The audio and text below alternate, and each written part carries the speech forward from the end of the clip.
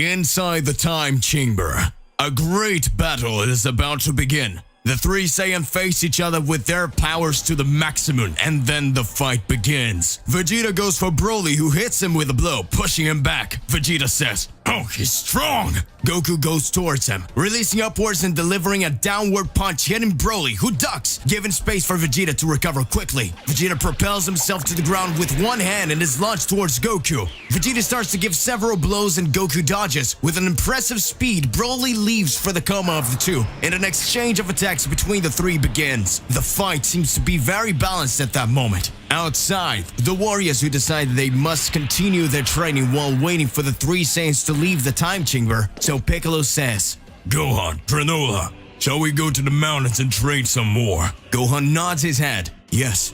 Granola says, "Of course, we will perfect some techniques while we wait." At that moment, the three say goodbye to Mr. Popo and Dende and fly towards the mountains where Piccolo and Gohan usually train. Back in the time chamber, several days have passed and the hard training continues.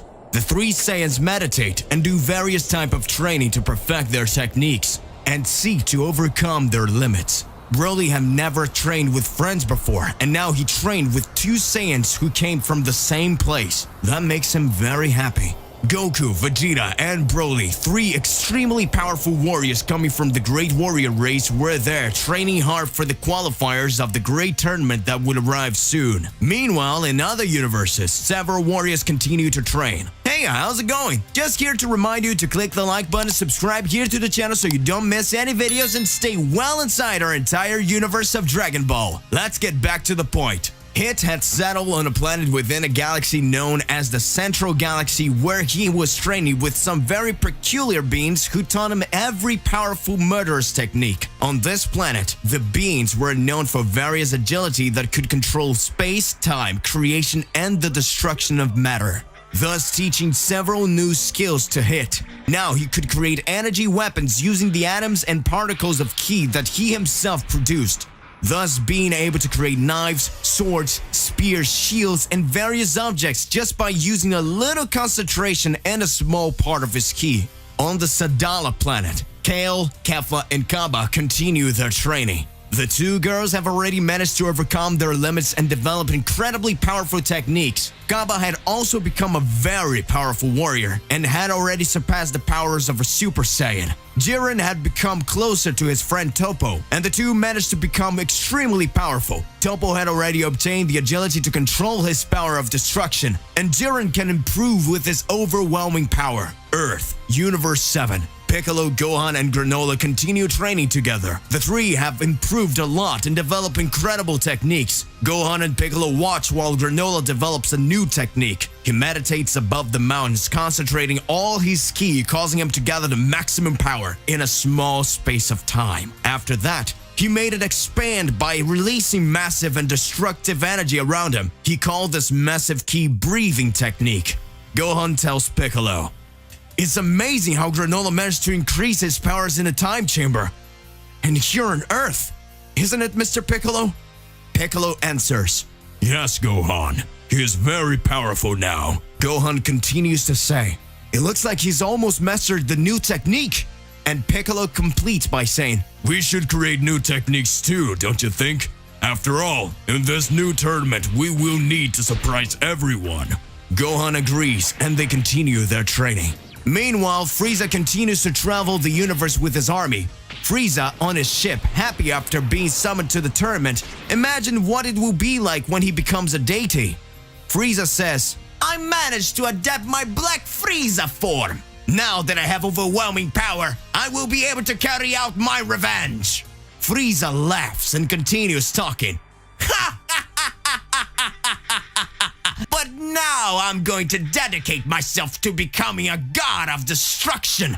When I obtain this power of divinity, there will be nothing that can stop me. And everything that I've ever dreamed of will be possible." In celebration, Frieza decides to descend to a planet that was nearby and conquer it with his own hands. He was determined to become a god, and nothing would stand in his way. Frieza, a cold, ambitious, and evil demon with a deep hatred for Saiyans, had never hidden his ambitions, and at this moment was more determined than ever to fulfill his goals of becoming an evil god emperor. Back in the time chamber, we see the warriors taking a break from their training, where they talked a little. Broly says, "We've been here for a few months now, and this is pretty weird." Goku responds, "Outside, not even a day has passed." Vegeta says, "You idiots are not going to keep on training?" Broly responds, "I miss my friends, but I know this training is making me more powerful, and maybe I can control myself when I get mad." Goku says, "Broly, your powers are much greater. Maybe now you can control them." Broly lowers his head, sighs, and doesn't answer.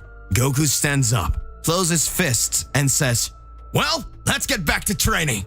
At that moment, we see Gohan training with Piccolo. Piccolo makes a huge energy shield around himself and tells Gohan, "Come, but don't hold back, Gohan." He prepares his ki, clasping his hands above his head and concentrating a reasonable amount of energy. He shouts, "Supremazinko!"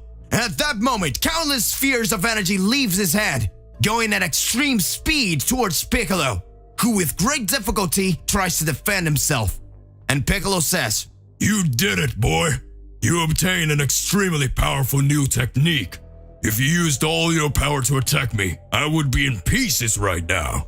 The hours passed quickly, and it was time to go back to the temple. As Goku, Vegeta, and Broly were about to leave the time chamber, and everyone was curious to see how powerful they've become, the three warriors head towards the temple at high speed, with the intention of arriving before the three Saiyans leave. In the temple of Dende, he carefully observed the door of the time chamber and said, "A few minutes, they will already leave. Have they managed to evolve their powers?" At that moment, we see Goku and Vegeta together with Broly still training. They wage a battle intent. Vegeta fires his final flash in the direction of the two, Broly throwing his energy sphere. Goku charges his Kamehameha as he goes towards them.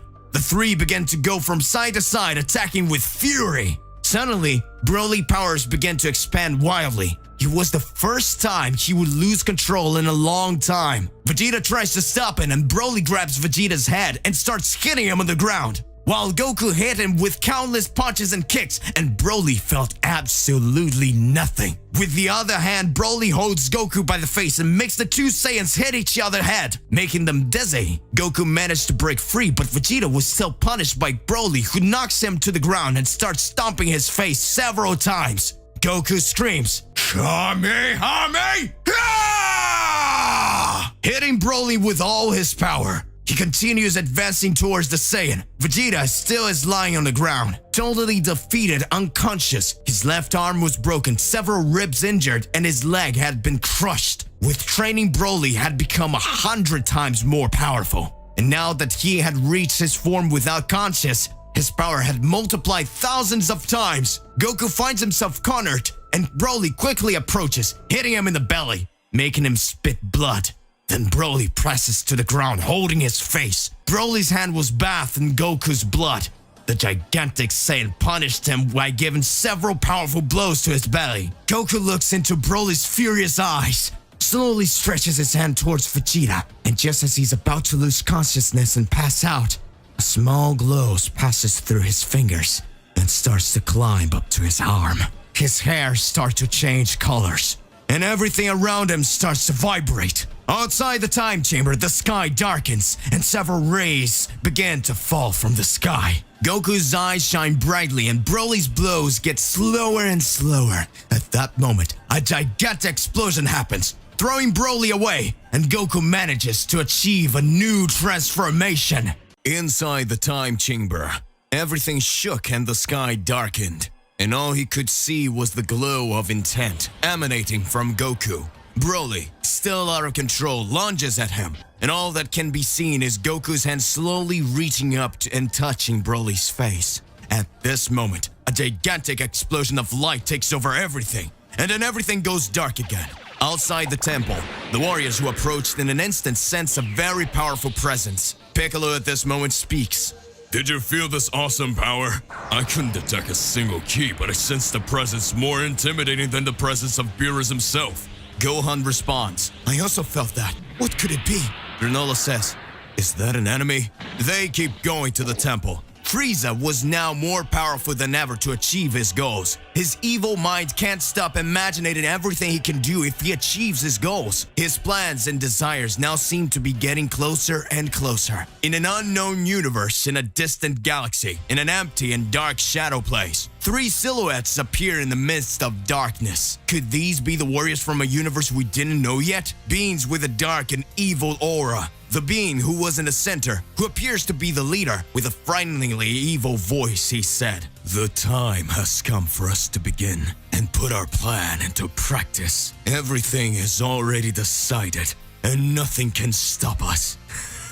This time, we will become the supreme sovereigns." Going back to the time chamber, we see Vegeta throwing water over Goku, who was unconscious. Goku awakens and asks, "Are you okay, Vegeta? What happened?" Vegeta says, "I don't remember very well, but Broly was out of control and the damn thing knocked me out. And from that moment, I can't remember anything. I just know that I woke up after a while and you were out. And I was very hurt. But I managed to reach the sensu beans and then I recovered. And so I came to wake you up." Goku gets up and asks, "Where's Broly?" Goku closes his eyes and leans in and says, "I can sense his ki, but it's pretty weak and it's too far from here. I'm going to get him." Goku then teleports to another place within the time chamber. Locating Broly, he sees him unconscious, with his clothes torn and extremely injured, and then he puts his hand on him and teleports back to where Vegeta was. Broly awakens and asks, "What happened? I can't remember. I was out of control again, wasn't I? Sorry, I didn't expect this to happen."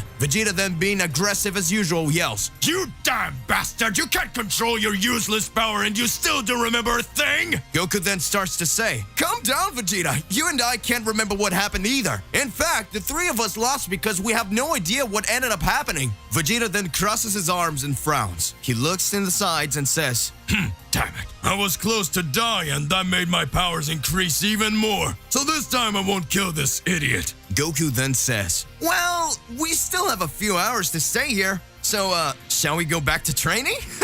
Vegeta agrees, and Broly's still a little unsure of continuing with the training because he was insecure, afraid of losing control again. So Goku, with his polite and extroverted way, says, "Hey, trust yourself. I know you won't lose control again." He smiles and puts his hand on Broly's head. And then the 3 Saiyans go back to training. They had only a few hours left there. Outside the temple, Gohan, Piccolo, and Granola arrives. And Gohan asks, "Does it take a lot of time for them to leave yet?" Dende answers, "No, it's almost time. They're probably going to leave any minute now." At that moment, everyone there begins to feel an overwhelming pressure. Piccolo, surprised and serious, says, "They're coming." The door of the time chamber opens, and at that moment the 3 warriors came out. Their powers had grown in an unimaginable way, and even the warriors who were out there watching can't believe it. Or if you want, you can imagine how powerful those 3 warriors were. Goku then smiles, says, "Hey guys!" Impressed, Gohan asks, Father, your powers are incredible. How did you reach this level?" Goku, still confused, says, "Gohan, honestly, we don't even know what happened in there. I just know that I feel my powers flow in a way I never felt before." Piccolo then approaches and asks, "Goku, are you going to look for someone else for the tournament? Because so far there's only us." After hearing this, Goku responds, I still don't know who I can call, but I have an idea. I'll be right back." Then suddenly Goku teleports away. Already? Goku arrives at the planet of destruction and meets Whis. He already arrived asking, "Hey, Mr. Whis, where's Lord Beerus?" And Whis responds, "I sent him to a place where only some gods can go. He told me he needed to prepare and do some training. So I sent him there because it's a perfect place for a god of destruction to hone his powers. And he is the only one who would bear to train in a place like that, so you won't find him here. Do you need him for anything?" Goku, with wide open eyes, comes very close to Whis and excitedly says, "Mr. Whis, would you let me go to that place too?" Whis hits Goku's head with his staff and says, "I just said it's a place made specially for gods of destruction. By any chance you're a god of destruction and I'm not aware of it?" Goku, who had fallen sitting on the ground, responds, "Ow, ow, ow, ow, ow, ow! It hurts, Sir Whis." "Well, I'm not. I just imagined it would be an amazing place to train, and so I wanted to go there. Ow! You didn't have to hit me so hard." Whis speaks, "That's what you deserve." Goku then responds, "Oh, I almost forgot. Do you know how many Universe Warriors should go to the tournament?" And could you tell me? Whis responds, Goku, you didn't pay attention to the rules, did you?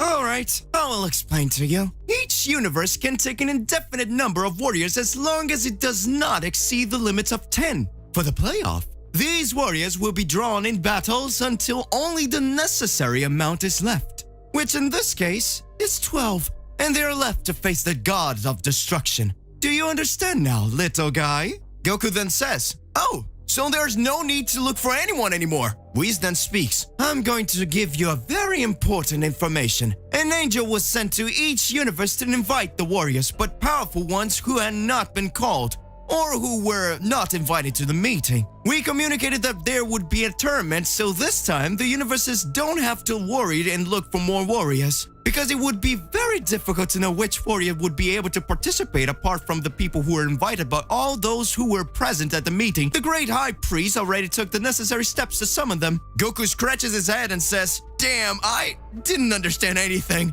Whis smiles and says, In addition to the participants you called, don't worry about calling other people. We've already taken care of that. Goku, still confused, just reply, Okie dokie then. Will you take me to Beerus? Angry Whis replied, I already said no. Laughing, Goku teleports back to Earth. Meanwhile, in Universe 6, Jiren and Toppo continue their training. At that moment, they were in a fierce combat to know how far they could increase their powers. Toppo, in this form god of destruction, flew quickly towards Jiren, who was calm with his arms crossed and his eyes closed. When he noticed that Toppo was approaching to attack him, he just opened his eyes and only with the pressure of his powers managed to repel the attack from above. He raises his hand with 2 fingers pointing upwards, causing a key sphere to emerge from the ground below Jiren, catching him by surprise. Jiren, then high up, punches the air and the crushing pressure of his fist hits Toppo's back. Thrown to the ground, Toppo recovers, quickly raises his hand and screams,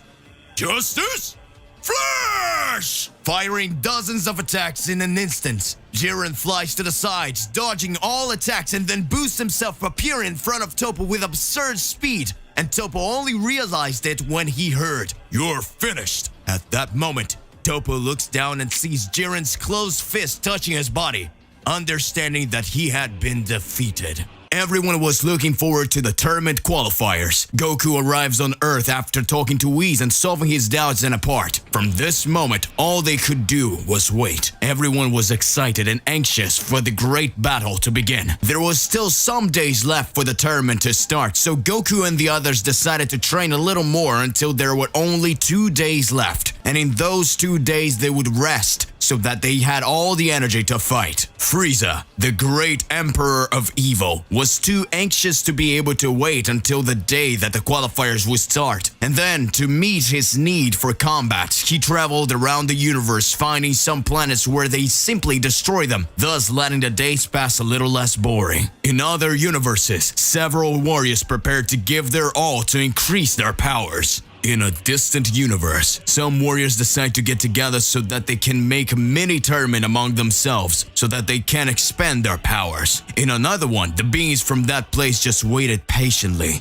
And everything was being meticulously planned for this incredible tournament to be held to decide who would be the new gods of destruction of the universes. A few days passed, and Goku is already at his house with his wife Chi-Chi and his youngest son Goten. Broly had gone to stay at Goku's house while they wait for the day that the qualifiers would start. Krillin arrives on an unexpected visit with Gohan and Piccolo, and everyone decides that they would go to the riverside so that they could have a moment of leisure and getting to relax a little first of all. Arriving there, everyone is happy and excited. But Broly is just sitting, watching the river pass, watching the birds, the trees, the grass, and all the animals that they were there. Broly looked sad. At that moment, Goku approaches and the two begin to talk. Goku says, Hey Broly, how's it going? You seem to be upset about something. And Broly answers, No, it's not a big deal. Goku continues to say, Sure, everyone is happy and excited, but you're sitting here very quietly. What happened? Broly then starts to say, I don't know if I should be here. My powers drive me crazy sometimes and I'm dangerous. Goku watches and says, I understand. But don't you remember anything that happens when you're in that form? Broly responds, most things don't, and I see some flashes in my mind of some things that happened. Goku looks seriously at Broly. Hey, you don't have to be like that. Let's figure out a way to help you control your powers. At that moment, Broly says, Goku, I remember something that happened in a time chamber. I remember seeing a Super Saiyan with a different form, and suddenly a flash, and I don't remember anything else. Goku is surprised and says, it was just me, you, and Vegeta. I'm sure there was no one else there. Broly is confused and says, it felt so real. I'm sure I saw a strange figure that I had never seen before. That was a Saiyan.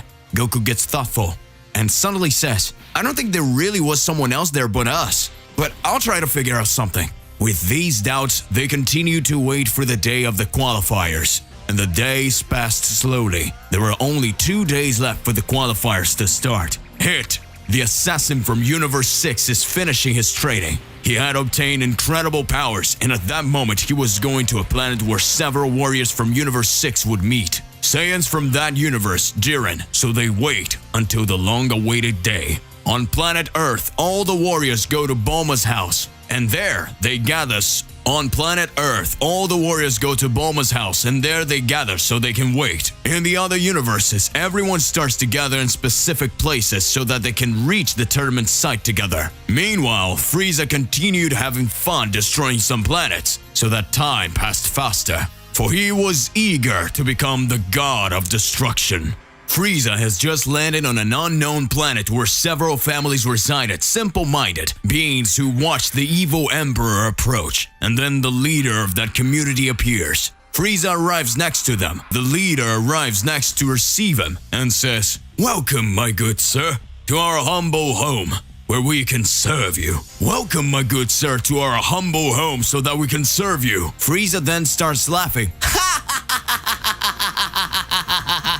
And he responds, That's right. I want you to serve me, but I have no interest in you, so just die. At this moment, Frieza shoots a blast of energy that crosses the chest of the leader, and everyone starts desperately running away. Frieza fires numerous attacks, wiping out most of the inhabitants. Some manage to run away and hide. Frieza starts to fly, and while flying through the sky stops and observes everything around him and says, I will not waste my time looking for each one of you. I will exterminate you all.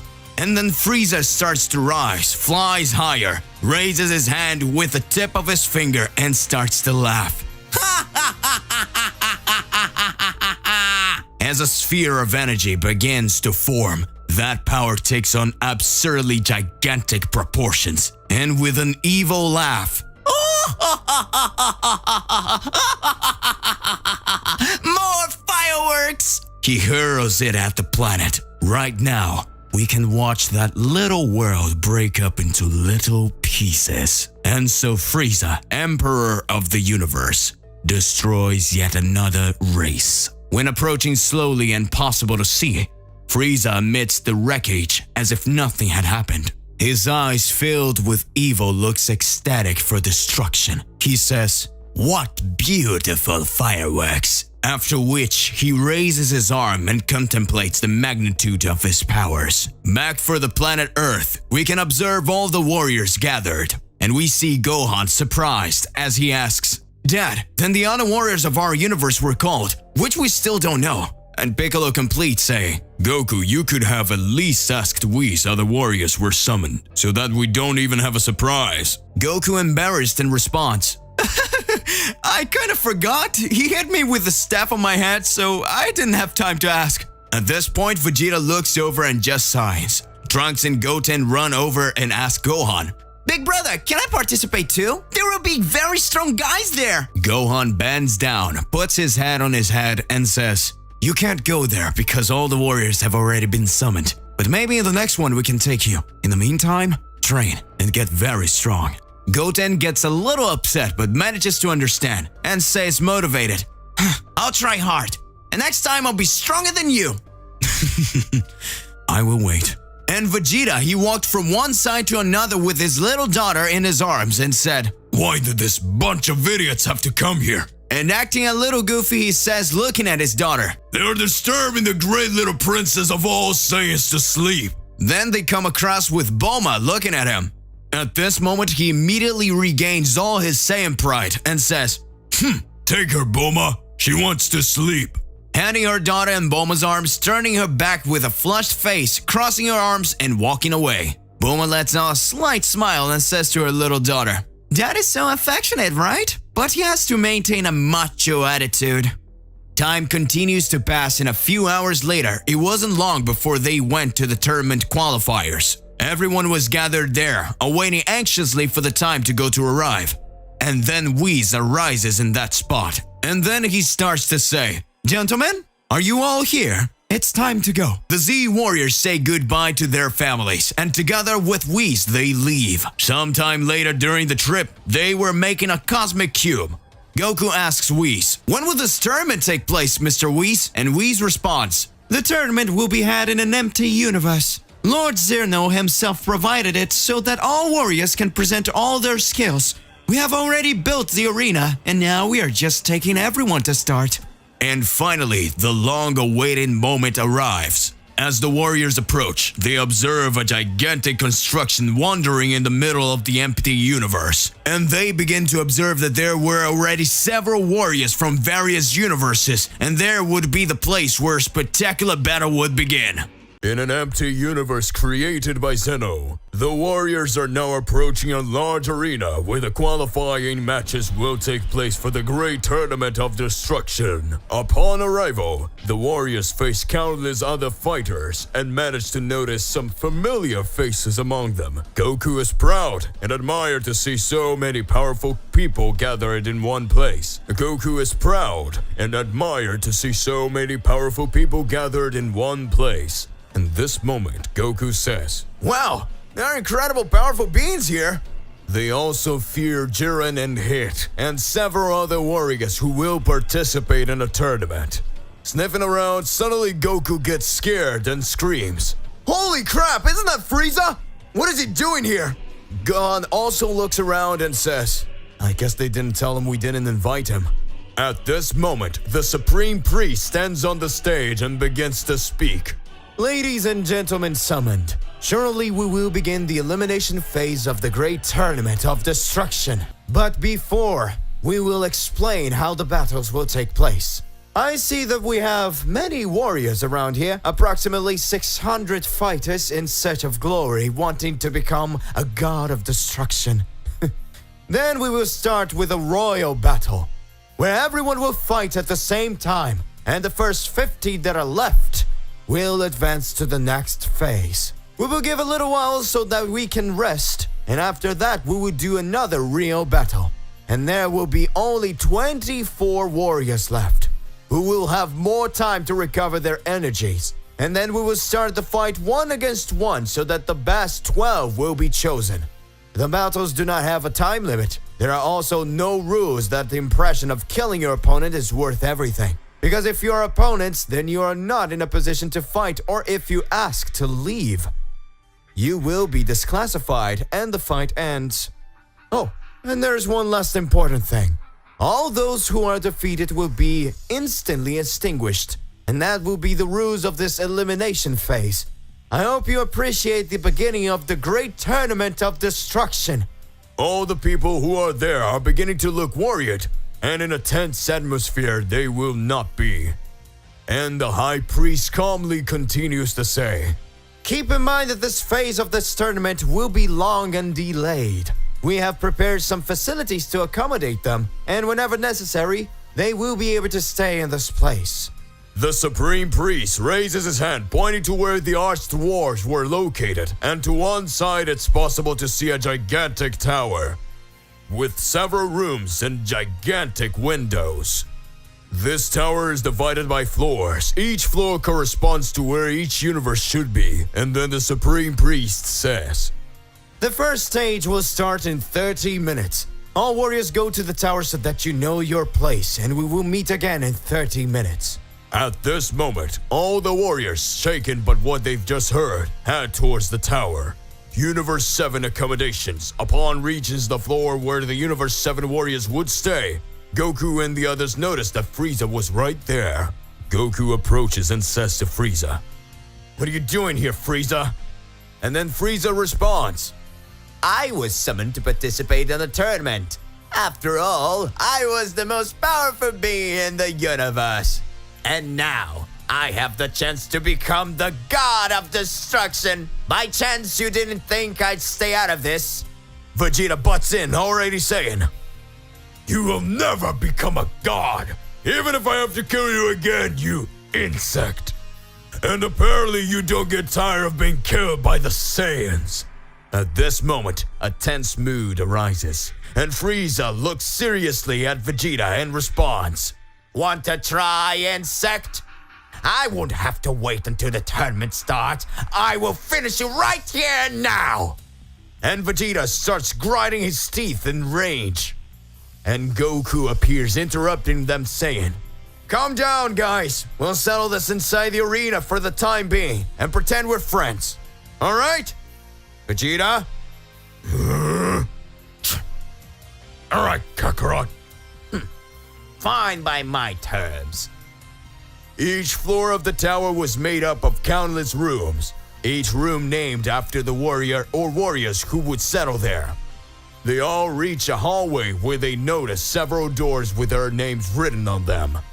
Gohan finds his room, Piccolo finds his, and everyone else too. However, Vegeta's room would be between Goku's room and Frieza's room.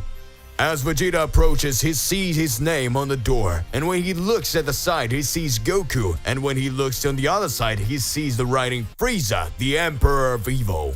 And Frieza approaches at that moment and starts to laugh. Vegeta angrily looks at him and says, "What are you laughing at, you imbecile?"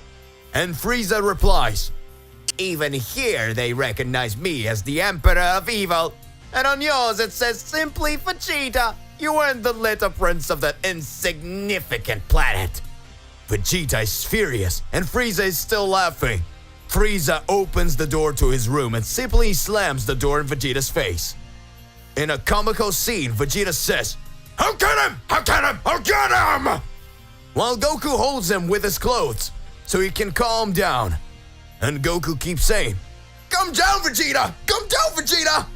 A few minutes pass and we can observe Piccolo inside his room, where we can see a huge window facing the arena where you could see everything perfectly. Then Piccolo says, "This place is really amazing. They've thought of everything. They prepared a feast, bad TV, everything's here, so that we can feel comfortable. And all this while we use them for their own amusement." Meanwhile, on the other floors, we can see that each room adapts to the style of who will stay with it. We see Jiren's room where he was meditating, feeling a gentle breeze on his face. We can see Hit's room, which was a typical killer's room, obscure and gloomy, the way he just preferred. We see the room of each of the Saiyans from the Universe 6, who adapted to their personality. We can see that each warrior of each universe would feel extremely comfortable in their environment. And so the 30-minute pass, and everyone is summoned back to the arena, where we see the High Priest Zeno-sama just waiting for the warriors to arrive. When everyone arrives, everyone bows to the great Zeno, and at that moment the Supreme Priest says, "Everyone head to the center of the arena."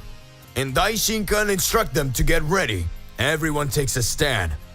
And the great priest says again, "Everyone knows the rules, so do your best. Try your hardest.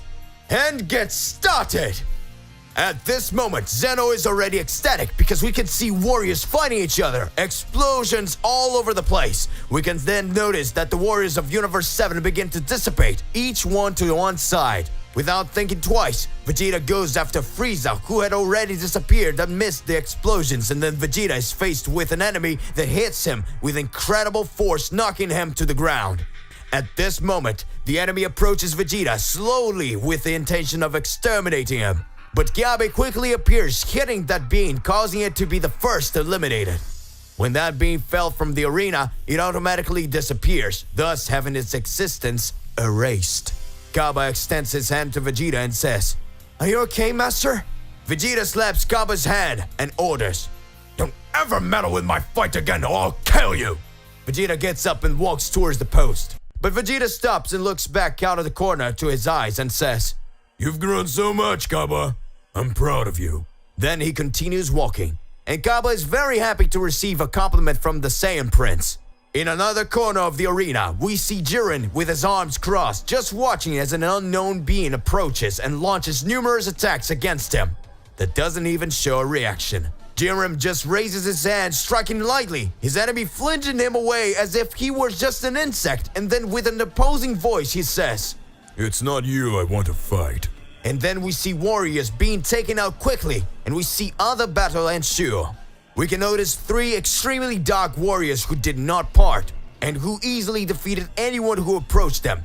That way, without attracting attention, they just walked from one side to the other, eliminating all those who get in their way. These beings didn't say anything at all. They just watched them protect themselves. Zeno-sama could barely contain himself, but the great tournament of destruction has just begun, and several incredible battles have already taken place. The great tournament of destruction begins. Hundreds of warriors clash in battles beyond imagination. The Z warriors fought with everything they had, and everything would be decided in this tournament. Several battles take place at the same time. Kale is fighting a very powerful enemy that has taken her away from her friends in Universe 6. Hit shows off his assassin skills. Since there were no rules preventing him from killing his opponents, he could give it his all. At that moment, Gohan faced an extremely powerful enemy who had the ability to liquefy, becoming a kind of conscious liquid that spread everywhere. And he could also revert back to normal with a humanoid form so he could attack. Gohan flies towards the enemy, and Gohan tries to attack him, only it liquefies and Gohan ends up slipping and sliding to the edge. At this point, he lets out a blast of ki, which takes him back to the safe arena. Gohan tries to attack his enemy but fails. He thinks of a way to defeat this enemy, and then comes Piccolo, who runs to help. At that moment, Piccolo starts to carry his most powerful power. The enemy changes back to normal form to attack Gohan, but when Gohan tries to counterattack, the enemy liquefies. Therefore, it is practically impossible to hit by the blows. At this moment, we see Piccolo preparing to put his strategy into action. Piccolo shouts, "Get away, Gohan!" And Piccolo uses his Macaco Sampo screaming attack. The enemy tries to liquefy to dodge his attack, but even in liquid form, he's hit and thrown away. In another corner of the arena, several fights take place. Goku uses his power to face several enemies at the same time, and Broly would be able to fight calmly with several enemies at this point. And Broly starts to be pushed back and then bumps into Kale, who stares at him, and suddenly Kale says, "Careful!" Broly turns, slashing the air, causing the force of his blow to push enemies away. Broly and Kale are alone, looking at each other, facing each other. Broly approaches and stares straight into her eyes. So Broly says, "Hi, what's your name?" And she's blushing, puts her hand on her face, and stammeringly replies, Me? My name? My name's Kale. And you? And yours?" And he responds, I'm Broly. I feel something different looking at you. Your energy has something strange. At that time, she turns completely red, embarrassed. Broly approaches even more and says, "You're also a Saiyan like me, and not only that, it seemed to be the same." Kale doesn't understand anything, and she's still very embarrassed, when suddenly a gigantic ki blast comes towards the two. Broly holds her in his lap and turns around. Protecting her from the attack, and with her in his arms says, "Are you okay?" Kale responds, "Yes, you saved me." Meanwhile, Frieza was having a hard time. He was cornered by 4 enemies who attacked him from all directions. He was hit by punches and kicks, and they pushed to the sides until Vegeta appears, releasing a power Final Flash, throwing the aggressors out of the arena. Frieza looks at Vegeta and says, "Do not bother me if you meddle in one more of my fights. I vote Kale." Vegeta starts laughing. "You really are disgusting, worm. This time there's nothing and no one can get in my way of my goal of ending you." At that moment, Vegeta throws a punch against Frieza, who defends himself and then returns the attack. And then Frieza says, "Are you sure you want to face me now? I think it's still too early to kill all the Saiyans." Vegeta then responds, Why don't you shut your mouth while I finish punching you in the face? Vegeta throws a punch towards Frieza, who dodges quickly, landing a blow on Vegeta's belly, and Frieza sarcastically responds, I'm so sorry. For now, I don't want to fight you, as it would be too easy. Try to get stronger like Goku, then maybe it's not a waste of time. And Vegeta uses his speed, disappearing from there, going to the other side of the arena. Vegeta recovers from the blow and gets up in a rage, raising your ki and screaming,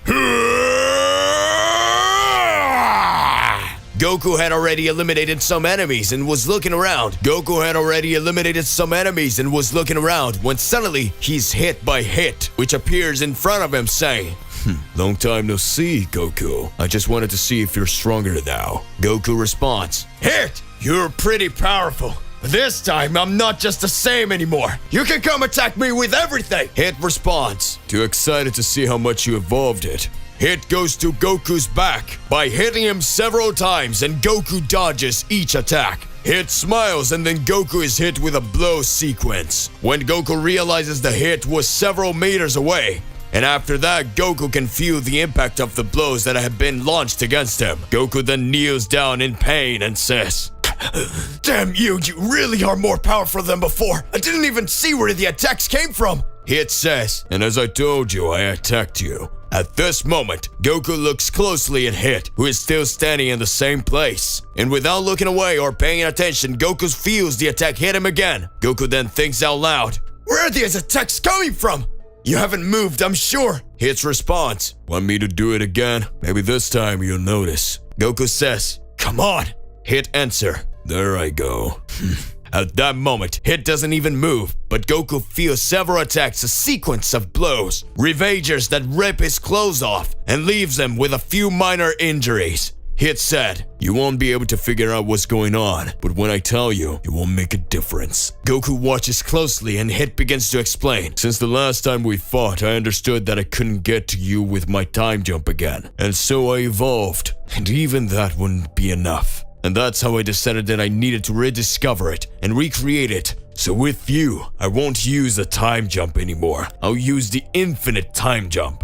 That's why I know that I have already defeated you. My technique has reached to a point where it can transition between time at any point in our battle, so I can attack you. And by deactivating it, you will feel these attacks. So at this very moment, I didn't attack even once. But you already received all my attacks, and in a few seconds, you had felt their impact. At that moment, we can see that the Hit techniques are completely more powerful, and Hit continues to explain. My infinite time jump consists of manipulating reality and transiting between time and space that our battle would last.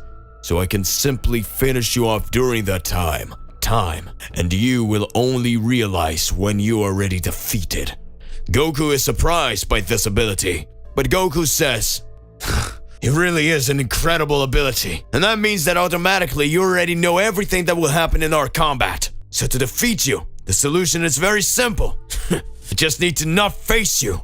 So our fight didn't happen, so you won't have to hit me even once, which means you lost. At this moment, Goku crosses his arms and stops fighting. Hit gets enraged and goes after him. At this moment, Goku attacks him with a sphere of ki, causing him to be thrown away. Goku really is a genius of battle, and he managed to find a gap in an incredible ability to hit, making his invincible time leap a great weakness. At this moment then, we see Hit stand up and says, Son Goku, you are the only enemy capable of making me stronger. I will grow even more, and I will evolve, and soon I will be able to beat you. At this point in the elimination phase, we can see that hundreds of warriors have already been eliminated, but the battle still continues, and extremely powerful warriors will still have their battles approaching. It's been about 15 minutes since the start of the knockout phase. Unknown Galaxy. Goku and Vegeta fell into Zaki and Banzerot's trap. It seems that now things have become more difficult for the two Saiyans because we once saw that those who prove to be the most powerful at a certain point end up being defeated. An unexpected presence appears in front of Goku and Vegeta. The heavenly war has begun. Goku and Vegeta already became targets before the strongest gods. Will this be the end of Universe 7's Goku and Vegeta? At that moment, directly in Universe 8, Lakir, the god of destruction from Universe 8, was lying on the ground. We heard a voice come up. Unknown voice says, "It seems that the gods of destruction in these universes are too weak. I really can't understand why these things are happening.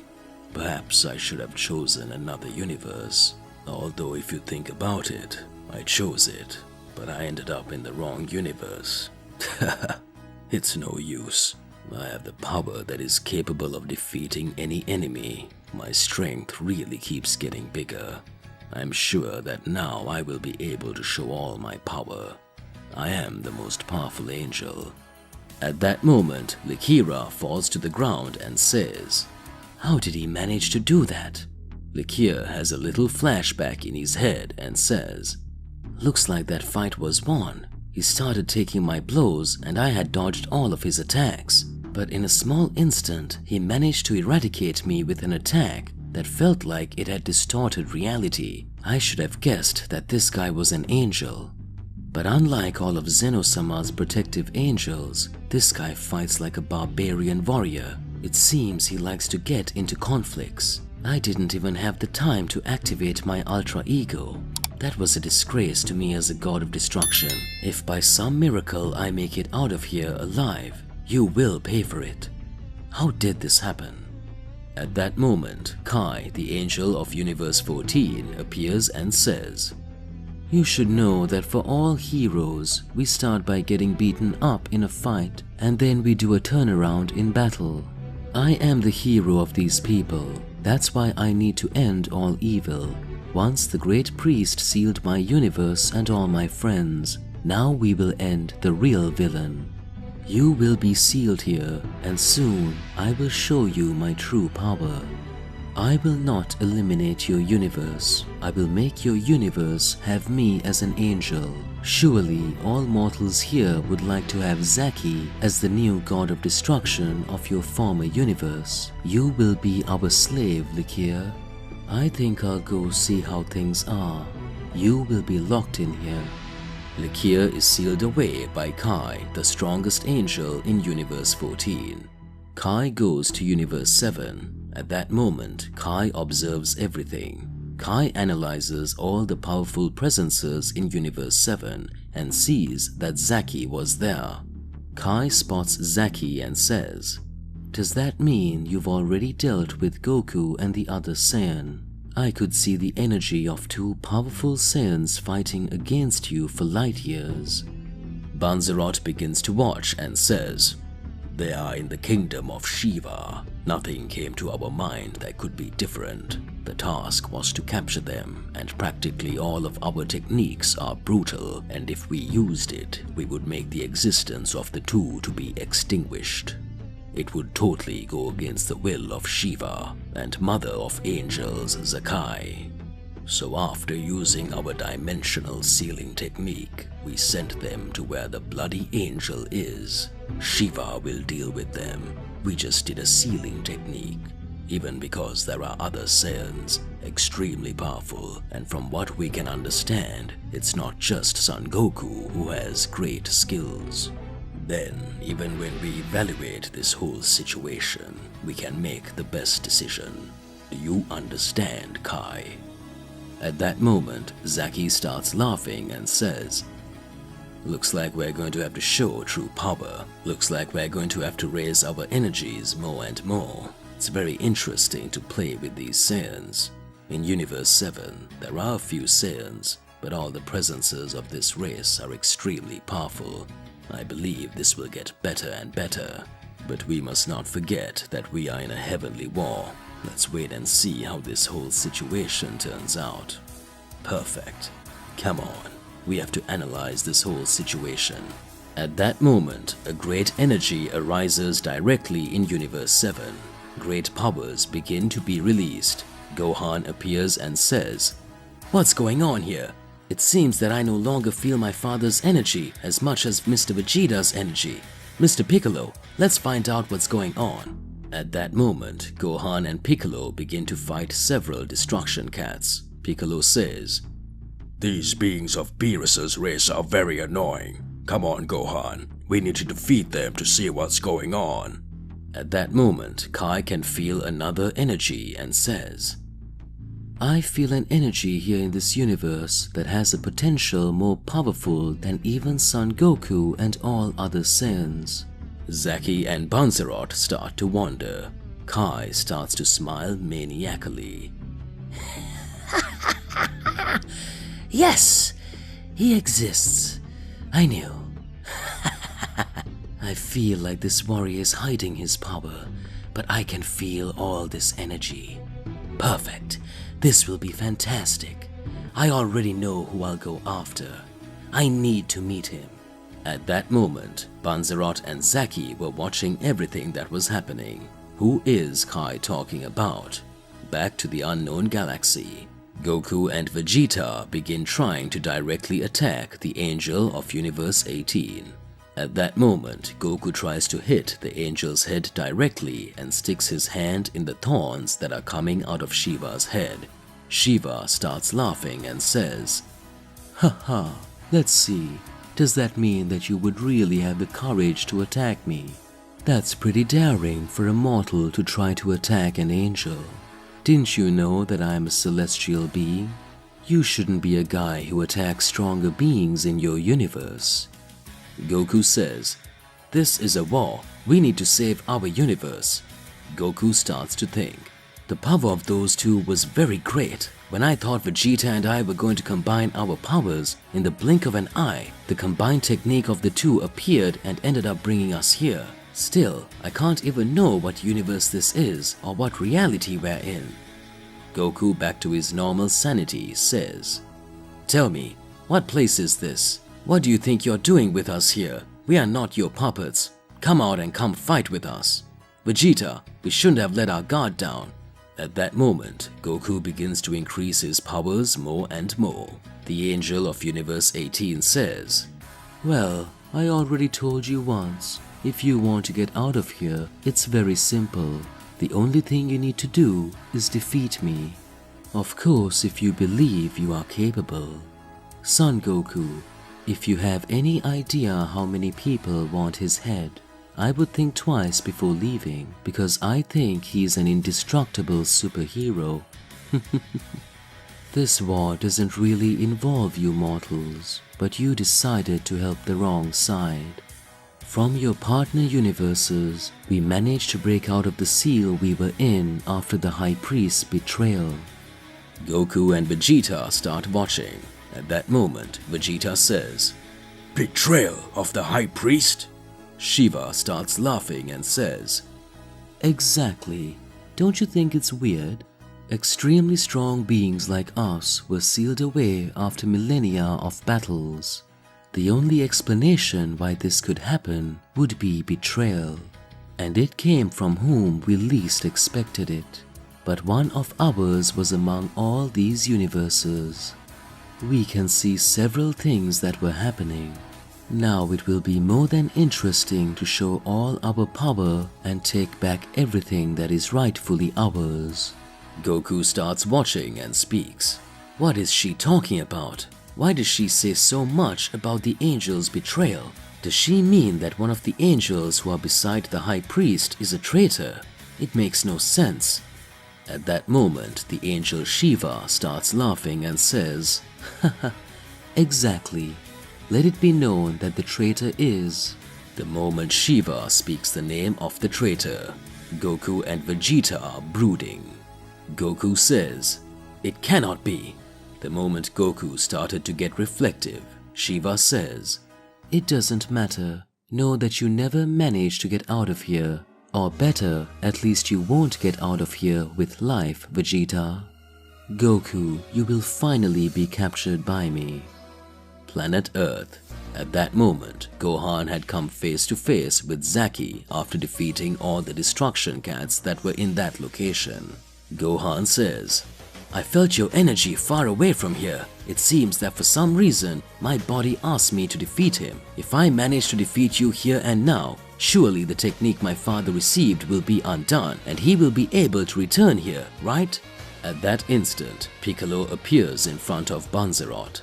Banzerot speaks. I was looking for a Saiyan, but you don't look like a Saiyan. It doesn't matter. If you are a warrior, you will be killed here now. A great bang appears on Earth. At that moment, the angel of the universe from Universe 14 appeared in front of Gon, the third son of Goku and Vados.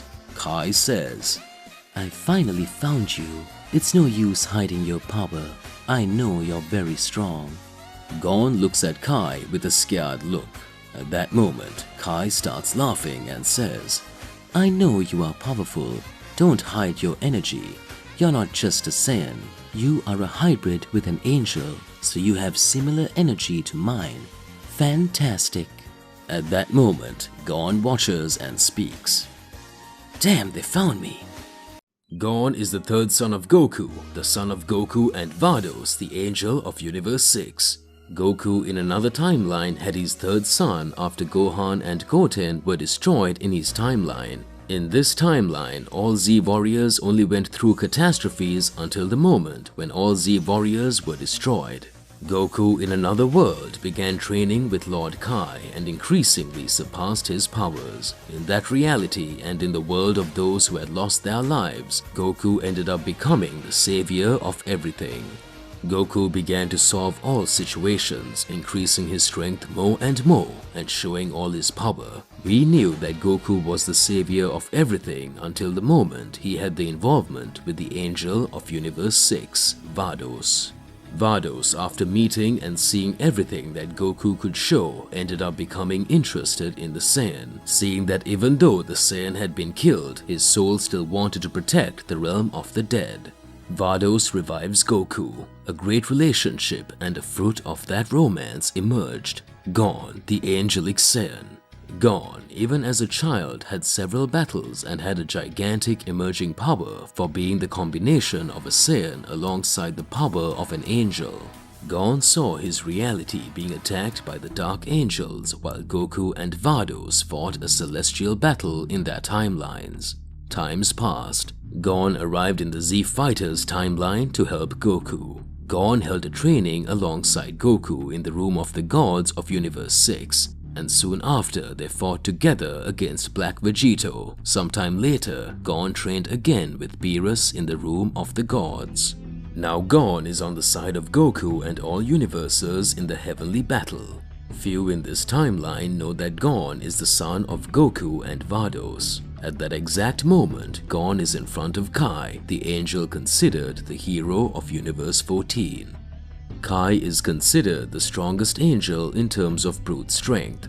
At that moment, Kai had just defeated Lakir, the god of destruction of Universe 8. At that moment, Kai is face to face with the third son of Goku. Kai starts laughing and says, let's go. Gon is your name, isn't it? Show me what you're capable of, and I won't take it easy on you. At that moment, a great battle was being shown. Goku begins to observe everything in another galaxy. Goku says, it seems that there is another presence even more powerful than all others directly in Universe 7. Are Gohan and everyone having problems? At that moment, Goku remembers that Gon doesn't want to reveal all of his powers in front of Gohan and the other mortals. But what's going on? Who is this other presence? Shiva starts watching, laughing, and says, ha ha ha, let's see. It looks like he decided to show his true energy. Looks like he's still just like before.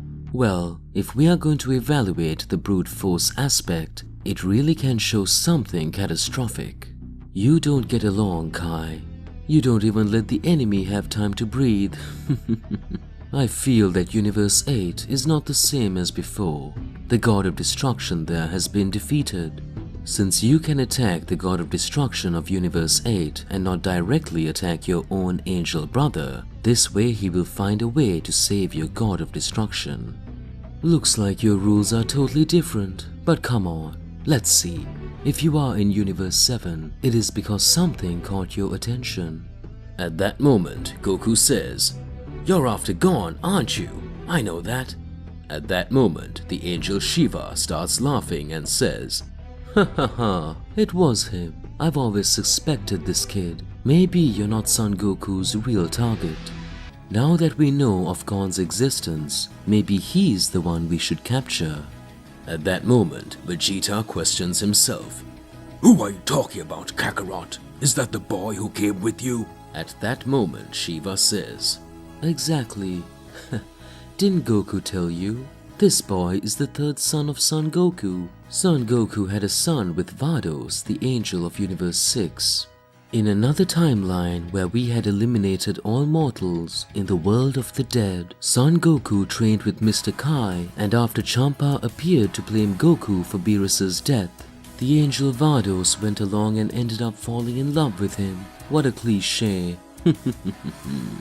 From this relationship in this timeline, a fruit was born, the Saiyan with angelic power, Gon, the heavenly Saiyan. Perhaps he is the greatest hybrid warrior with potential that ever lived. Vegeta is surprised and says, What? What are you talking about? Goku replies, "Damn, this shouldn't have happened." Planet Earth. At that moment, large explosions begin to happen on the ground and we can hear several noises of Gon receiving several blows and at the same time dodging Kai's attacks. Kai says, "Come on, show your strength soon, boy. I know you can do so much more than that. It seems that I know the energy of each one. I know what each one is capable of. Come on, show us what you can develop." At that moment, we can see that the energy that has been raised directly from Gon each time manages to get bigger. Gon speaks. "This guy certainly has powers very similar to those of Cypher, the Angel of Destruction, but it seems that Cypher possessed abilities that would destroy anything through magic. Now this guy has astronomical brute strength, but at the same time, I don't see him using magical powers. Does he not have any kind of energy related to this destruction magic?" At that moment, Kai starts laughing and says, "Ha ha ha ha. I confess that in all my angelic training, I never wanted to test powers like magic. I always thought that by force everything would be solved. In all my training, I saw my brothers with their staffs learning to control magic. I realized that I was different. I just wanted to know how to fight and show my real strength. Over time in battles I had with my brothers, I realized that my physical strength was much greater than all of them. My superiority was clear. All the magic attacks I received had no effect on my body due to my superhuman strength. I realized that I had been chosen to be considered the strongest angel. Great powers ask for great responsibilities, and that's what made me the hero of my universe and loved by all my people. That was so perfect. Until the day that because of a fight between my brothers and my father, the great priest, the universes who stood beside my mother, the mother of all angels, were erased. Everything went so fast that I didn't have time to show my real strength. That was really sad. But don't say that. Now I am here, and this time we've come to show what we're capable of. This time I myself will settle the score with my father." That's right, you were talking about my magic. Gon starts to wonder and says, "This guy's a lot messier than I thought." Kai responds, "Magic for me was something that never made so much sense. But now I can see that it will be more than interesting to fight by showing my power to you, boy. In the end, we are equal, chosen by the Celestials to be the most powerful of our races. Come on, show what you're really capable of." At that moment, Gon observes and starts laughing. "So that means it's just the two of us here in this location, right? You are an angel, and I also possess angelic energy, but you only possess brute force, so if our battle collapse starts to happen, no one will suspect which is my energy and which is your energy. This is perfect. I'm so happy. I've waited so long for this moment." "Haha, Dad, now I can show everything I learned from you and Mr. Beerus right in the training in the room of the gods. I'm very happy now. I'm Gon, the Celestial Saiyan, son of Goku and Vados. So that's just what I need. Now I can fight seriously with you.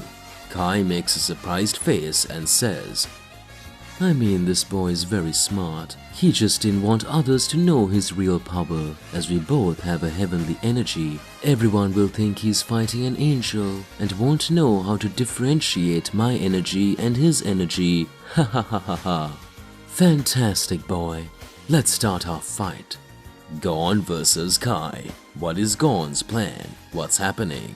Finally, the third son of Goku will show his true power. Gohan versus the Saiyan hybrid is here. Zaki finally shows his true strength. Gohan's true power is finally revealed. Gohan starts fighting Zaki. Zaki says, it seems that his energy is totally different from Goku and Vegeta's energy. In the same way that Vegeta uses Ultra Ego, showing the wrath of his power, and Goku shows the calmness of his ki with Ultra Instinct. You fight like you combine the power of both. Yet there's something more.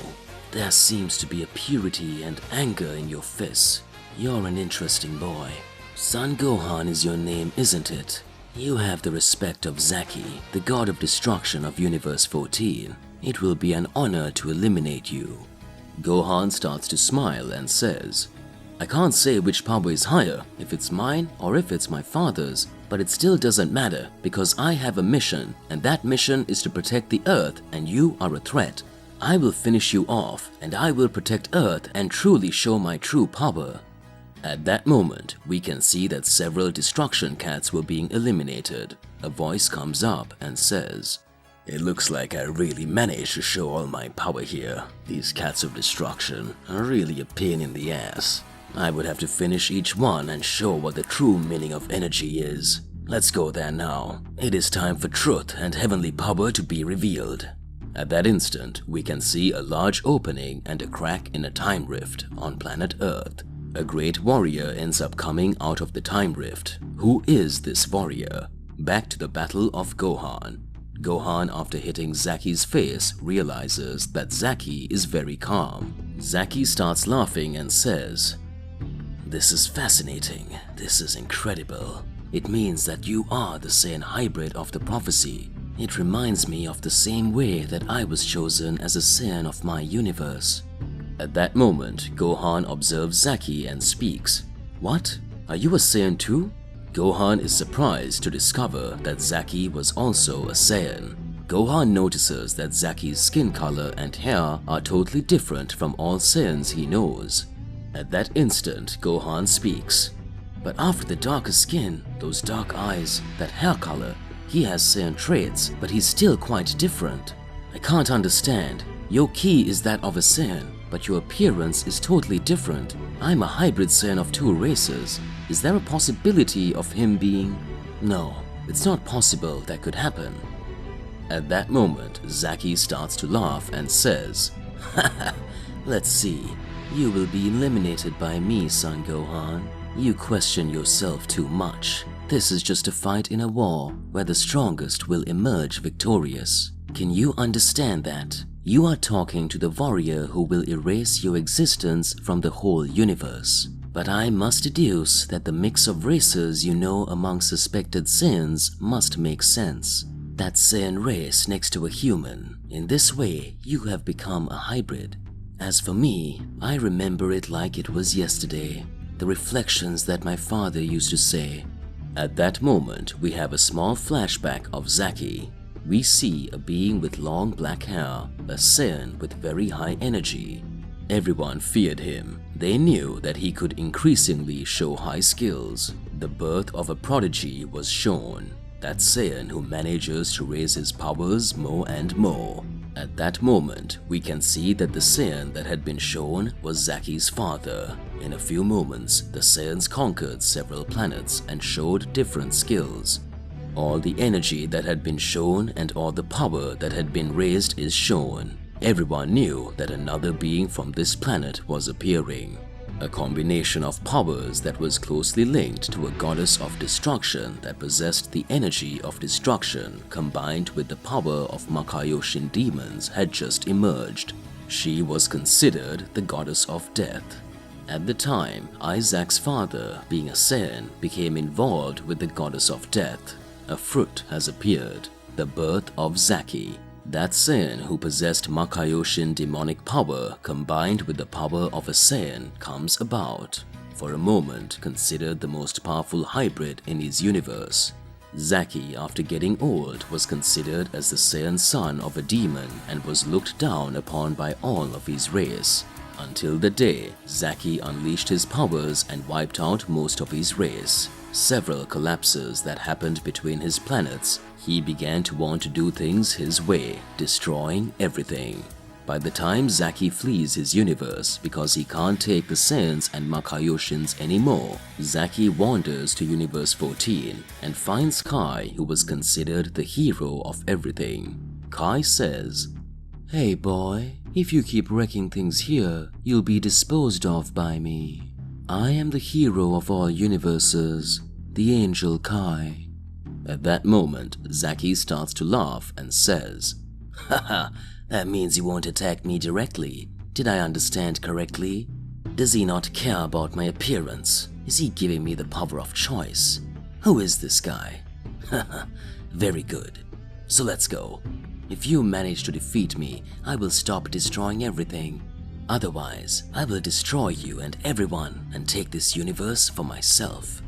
Kai starts to laugh and says, "I think it would be interesting if you were defeated by me to follow me. You're not really a bad guy.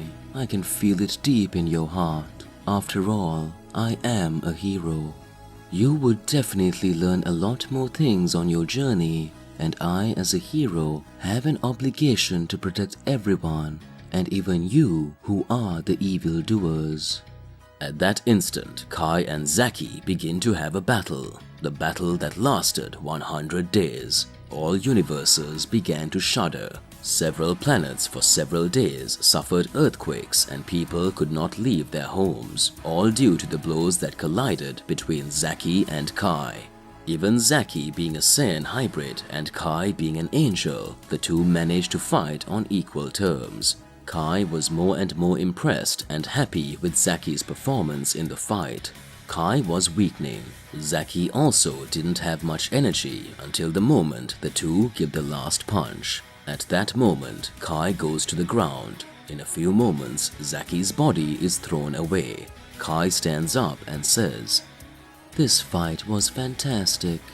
Zaki remains on the floor, laughing and says, "That was fantastic. Now you could eliminate me." At that moment, Kai observes and speaks. "I think you got it wrong. Maybe you can still be a hero. You have to understand the meaning of a hero.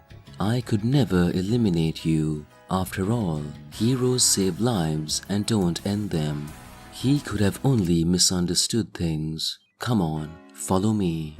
You are very strong. From now on, we will be the heroes of this universe, and we will fight to protect this universe at all costs." Back to current times, Gohan watches and speaks. "It means then that you were always beside the angel of Universe 14. Are you that strong? Interesting. An angel fought you for 100 days. You managed to fight an angel for all that time and still came out alive." Zaki starts laughing and says, "I fought Kai during that period, but I'm sure now I would be able to defeat him. Anyway, it doesn't matter. Let's settle this soon. You already know too much about me, son Gohan." At that moment, Gohan sees Piccolo being thrown away by Banzerot. Banzerot appears in front of Zaki and says, "I see you're in need of help, Zaki. Looks like you're too weak, having trouble defeating this guy." "Zaki, I see you talk too much. Let's finish this Saiyan soon." At that instant, a huge explosion happens in Universe 7. Broly had already activated his Berserk form and says, I'm tired of these destruction cats. Let's go save Goku soon. Gohan needs help. Tell me, who do I have to defeat? Banzerot starts laughing and says, "Let's see. Looks like we have another unexpected visitor here." Broly finally appears on the battlefield. Finally, the strongest Saiyan appears and prepares for his first battle. Broly had defeated several Doom Cats. The power of the Saiyan who is considered the strongest Saiyan is finally shown. Banzerot is surprised and says, who is this guy?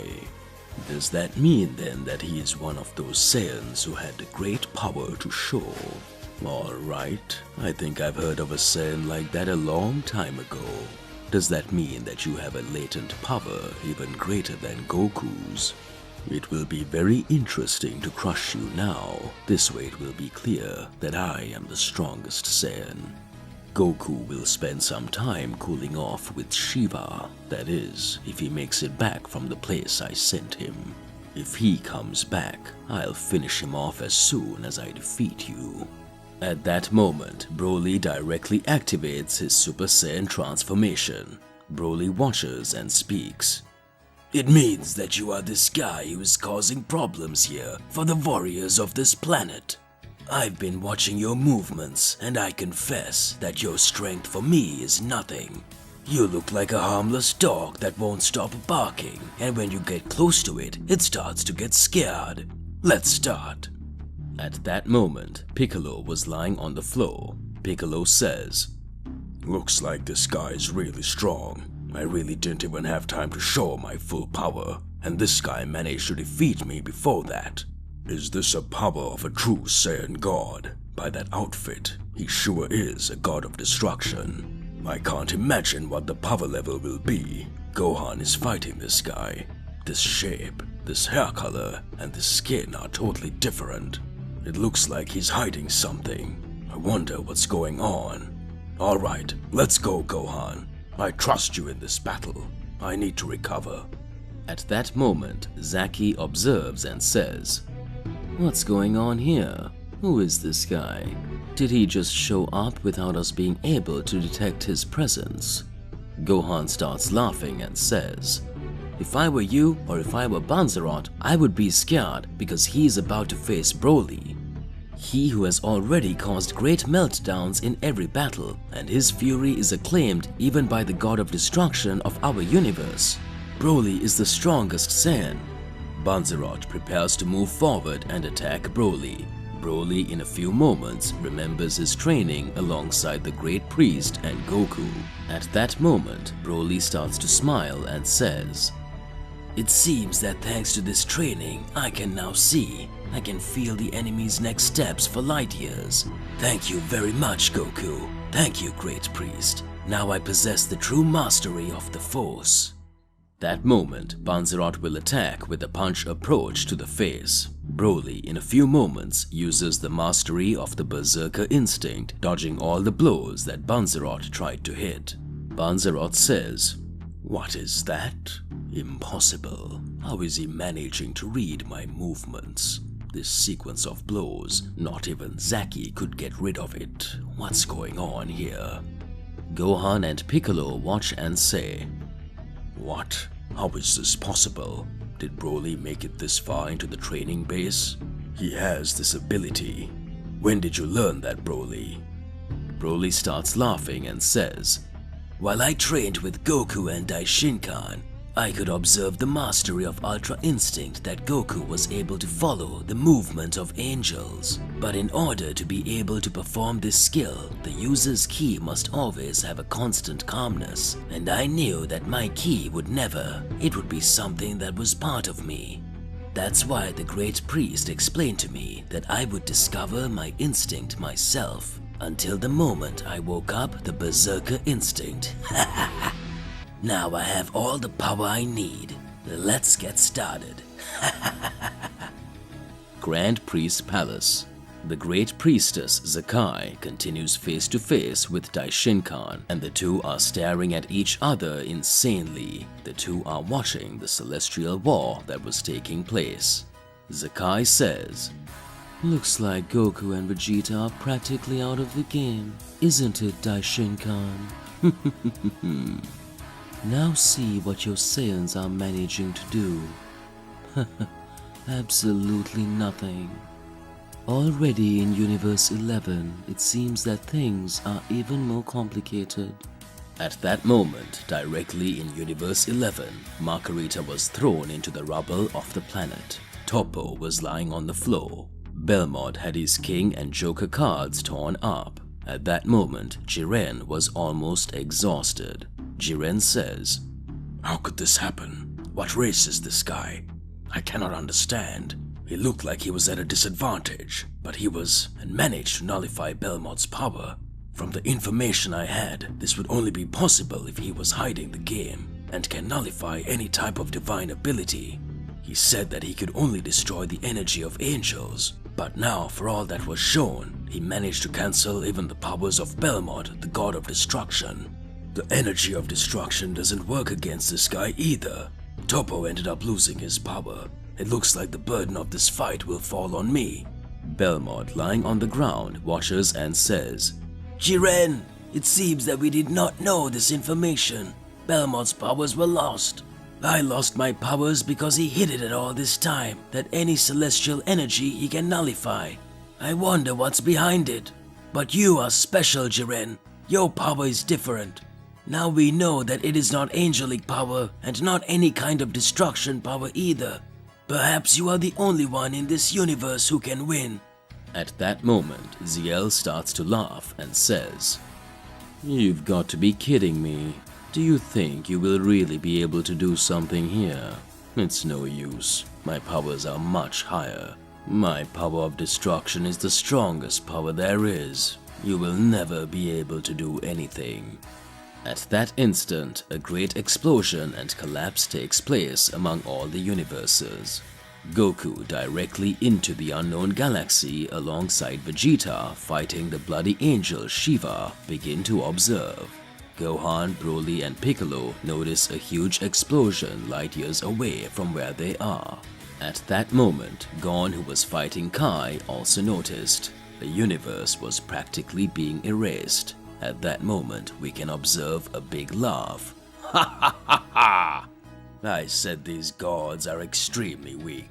None of them can do anything. I didn't want to fight the angel of this universe. After all, it would be too boring, wouldn't it, Zyros?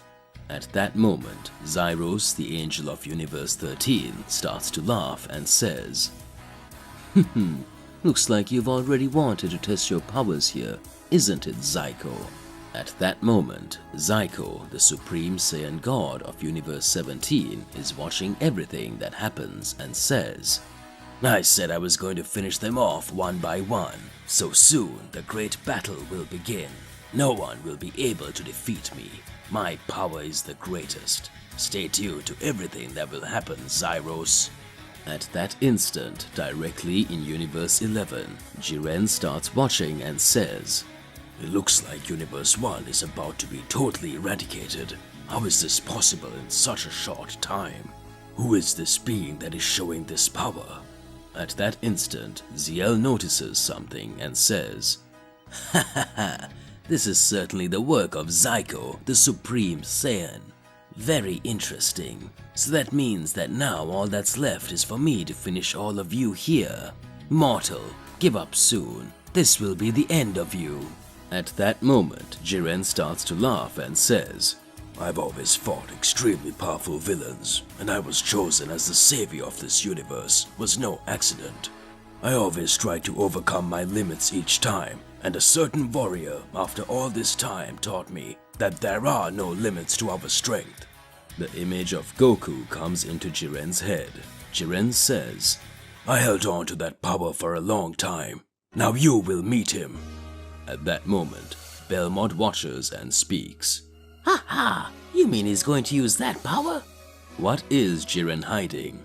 Back to planet Earth. At that moment, Broly, activating the mastery of the Berserker instinct, combining with his Berserker form, lands several blows on Banzerot. Banzerot starts to get more tired and worn out in battle. At that moment, Zaki fights against Gohan with great ease and starts to laugh and says, Looks like you're having a hard time fighting this Saiyan. You discredit things too much, don't you, Banzerot? Banzerot responds, Be quiet, Zaki. I'm just warming up. At that moment, Piccolo sees that Gohan was having a hard time in the battle. Piccolo hears a voice inside him saying, "Show your true Namekian power. Show your true skill. Come on." Piccolo wonders, Who are you? What's happening? At that moment, Kami-sama's image pops into Piccolo's head. Soon after, a vision of another being appears. This being says, "I am the creator of everything, the creator of the super spheres and the Namekian race. Receive some of my power. You, the one who for a long time was the Kami-sama of the land." Piccolo embodied the spirit of the legendary Namekian god. What's going on with Piccolo? What is being shown in the face of all this? The spirit of the strongest being is embodied in Piccolo. What happens and why is Piccolo being shown this way? At that moment, Piccolo saw that Gohan was not able to hold his own in his fight against Zaki. At that instant, Piccolo interferes with the battle. Piccolo says, Gohan, I'll cover for you. Come with me. Follow in my footsteps from the same fight we had against Cell Max, and we'll beat this guy. Strength will never count if you don't have a strategy in battle. Let's defeat this guy together, just like we did with Cell. Piccolo kept hearing voices in his head and trying to understand. Piccolo thinks, What's going on here with me? This doesn't make any sense. Stop talking nonsense. I don't need any power. All my power was released when I asked Shenron to release my latent power, so this cannot possibly happen. Wait, could it be that when I made the wish to Shenron, it was only bits of my latent power that were released? Come on, Gohan, let's finish this guy off. Zaki starts laughing and says, "Does that mean you think it's going to be that easy? Do you think you can defeat me? You make me laugh. A Saiyan and a Namekian. Come on, show me what you're capable of." At that moment, Gohan begins to raise his power alongside Piccolo. The two try to attack Zaki directly. Zaki, with great mastery, begins to dodge all the blows that were being shown. Zaki's Ultra Instinct appeared to be superior even to Goku's. At that moment, Zaki attacks and hits Gohan's belly and continues advancing until he lands a punch in Piccolo's face. Gohan and Piccolo fall to the ground. Gohan says, "This guy seems to be pushing me to the limit. His powers don't even compare to any enemy we've fought. Maybe I have to use the last resort." Gohan begins to remember the training he had with the Great Priest. Flashback of Gohan training alongside Vegeta against the Grand Priest. The High Priest says, "You two are amazing warriors, Sir Gohan and Sir Vegeta. But your energies, unlike Son Goku's, need a lot of fury to get stronger. Maybe it would be interesting for you to combine your powers alongside the calm of your hearts. Your latent power is incredible, Gohan. You should work on that side more." Gohan and Vegeta are training for days in Zeno-sama's palace until the moment a great explosion of energy happens. The High Priest says, "As expected, you really made it." Gohan responds, "Daishin-kan, it seems I managed to raise my powers much higher.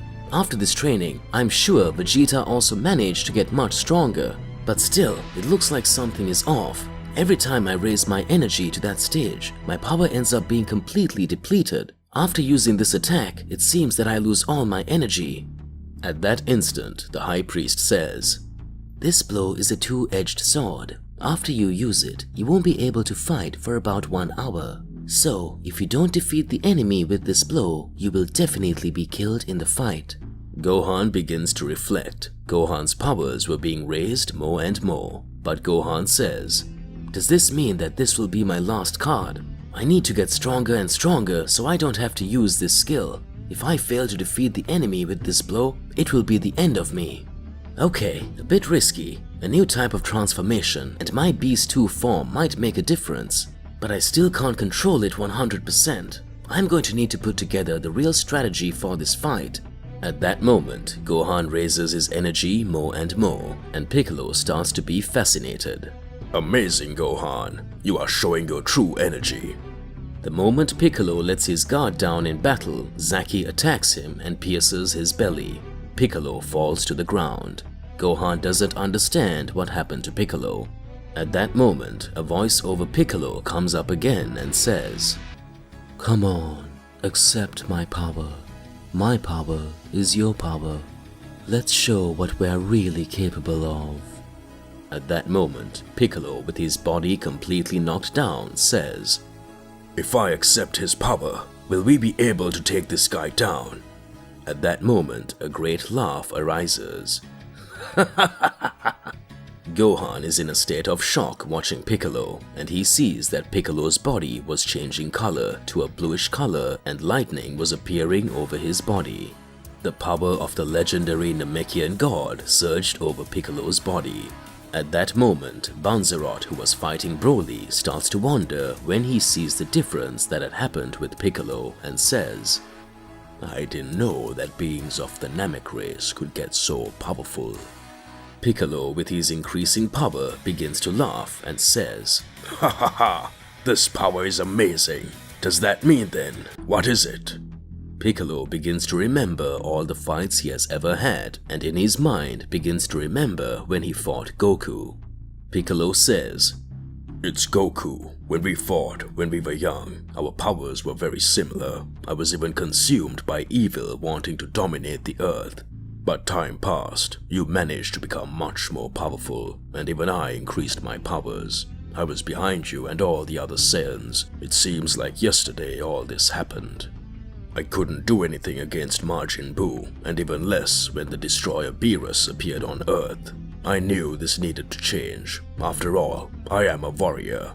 I started to realize after the fight against Cell Max that maybe the power I showed wasn't all my strength. It makes me very happy to know that I can increasingly overcome my limits. There are no limits to determination. Now I know that with this power that I have, no one else can stop me. Piccolo starts laughing insanely. Zaki watches and says, What is this guy laughing at? Because his eyes and skin have changed? I'm starting to consider these Universe 7 mortals a real problem. They seem to be defeated and soon after they raise their powers to levels that maybe even they wouldn't believe. But it does not matter. Receive my ultimate attack, Dark Aura of the Makaioshin realm. In a few moments, Piccolo appears in front of Zaki and kicks him, causing Zaki to be thrown into the rubble of the earth. Fascinated Gohan says, Mr. Piccolo managed to regenerate, and now with his new form, he is winning the battle. Mr. Piccolo, you are amazing. Piccolo, smiling, says, Haha, let's start, God of Destruction of Universe 14. Piccolo, the Namekian god who managed to receive the power of the being who claimed to be the legendary Namekian god. What was really happening to Piccolo? Piccolo starts landing several blows on Zaki. Piccolo starts to show a great energy that was being raised over his body. Big blows begin to fall. At that moment, Zaki starts talking. What happened to this guy? This is a bit strange. He managed to get much stronger, and in a short period of time. In fact, he looked like he was dead just a few minutes ago. It even seems like he's not even the same person he's fighting. How does this guy manage to do this? It's getting interesting. At that moment, Gohan starts watching and says, Mr. Piccolo is amazing. He's getting to fight this guy, maybe even more than everyone else. Did Master Piccolo have all this power and had he hidden it all this time? At that moment, Piccolo begins to reflect and remembers the last training he performed in the Room of Time. Reflecting on the powers that were shown, Piccolo has a small flashback in his mind of his planet Namek. Piccolo could see that among the Namekians there were many formidable warriors who used to display their powers in a very high way. Piccolo watches and says, The legend of the legendary Namekian warrior. No one would ever be able to defeat this warrior. He would have the necessary power to end any enemy that appeared there. It was said in the past that after a being of the Namekian race reached the maximum limit of his strength, he would be able to break the barriers of overcoming, becoming the new Namekian god. But Piccolo that this power was fleeting. He wouldn't be able to use this skill in a battle for more than 3 minutes. It was said that the true legendary warrior would only need that much time to defeat the enemy. Back to present times, Piccolo starts to land several blows, putting pressure on Zaki. Banzerot observes and speaks. What's happening? Soon you suffering for a warrior like that? Zaki observes and speaks. I don't understand. This guy was practically knocked down. How did he manage to show so much strength? At that moment, Zaki starts laughing and says, Haha, that's why he's fighting. He is wanting to end this battle very quickly. It looks like he should have some time for his powers to return to normal in this fight. At that moment, Gohan steps forward to attack Zaki along with Piccolo, but Piccolo says, Gohan, stay out of this. See how a real warrior should fight and behave in a battle against the enemy. Gohan finds his master's words strange. In a few moments, Piccolo teleports and hits Zaki's belly. Zaki is lying on the ground. Piccolo says, With that power, I became a practically invincible being. You will never be able to do anything against me. Just as Piccolo was about to thank Zaki for the final blow, his powers ran out. Piccolo says, What? Impossible. The 3 minutes haven't passed. What happened to my god energy? Zaki starts laughing and says, Just in time. As I imagined, you don't have 100% control of this power. At that moment, Zaki changes the shape of his face and creates an ultimate attack. Zaki says, Haha, Fist of Destruction. Zaki hits Piccolo in the belly. Piccolo lands on the ground with his belly pierced in front of Gohan again. Piccolo looks at Gohan and says, I'm sorry, Gohan. I failed you. Piccolo is dead. Gohan speaks. Do not. It's not possible. It cannot be. You as well? Master Piccolo, stand up please.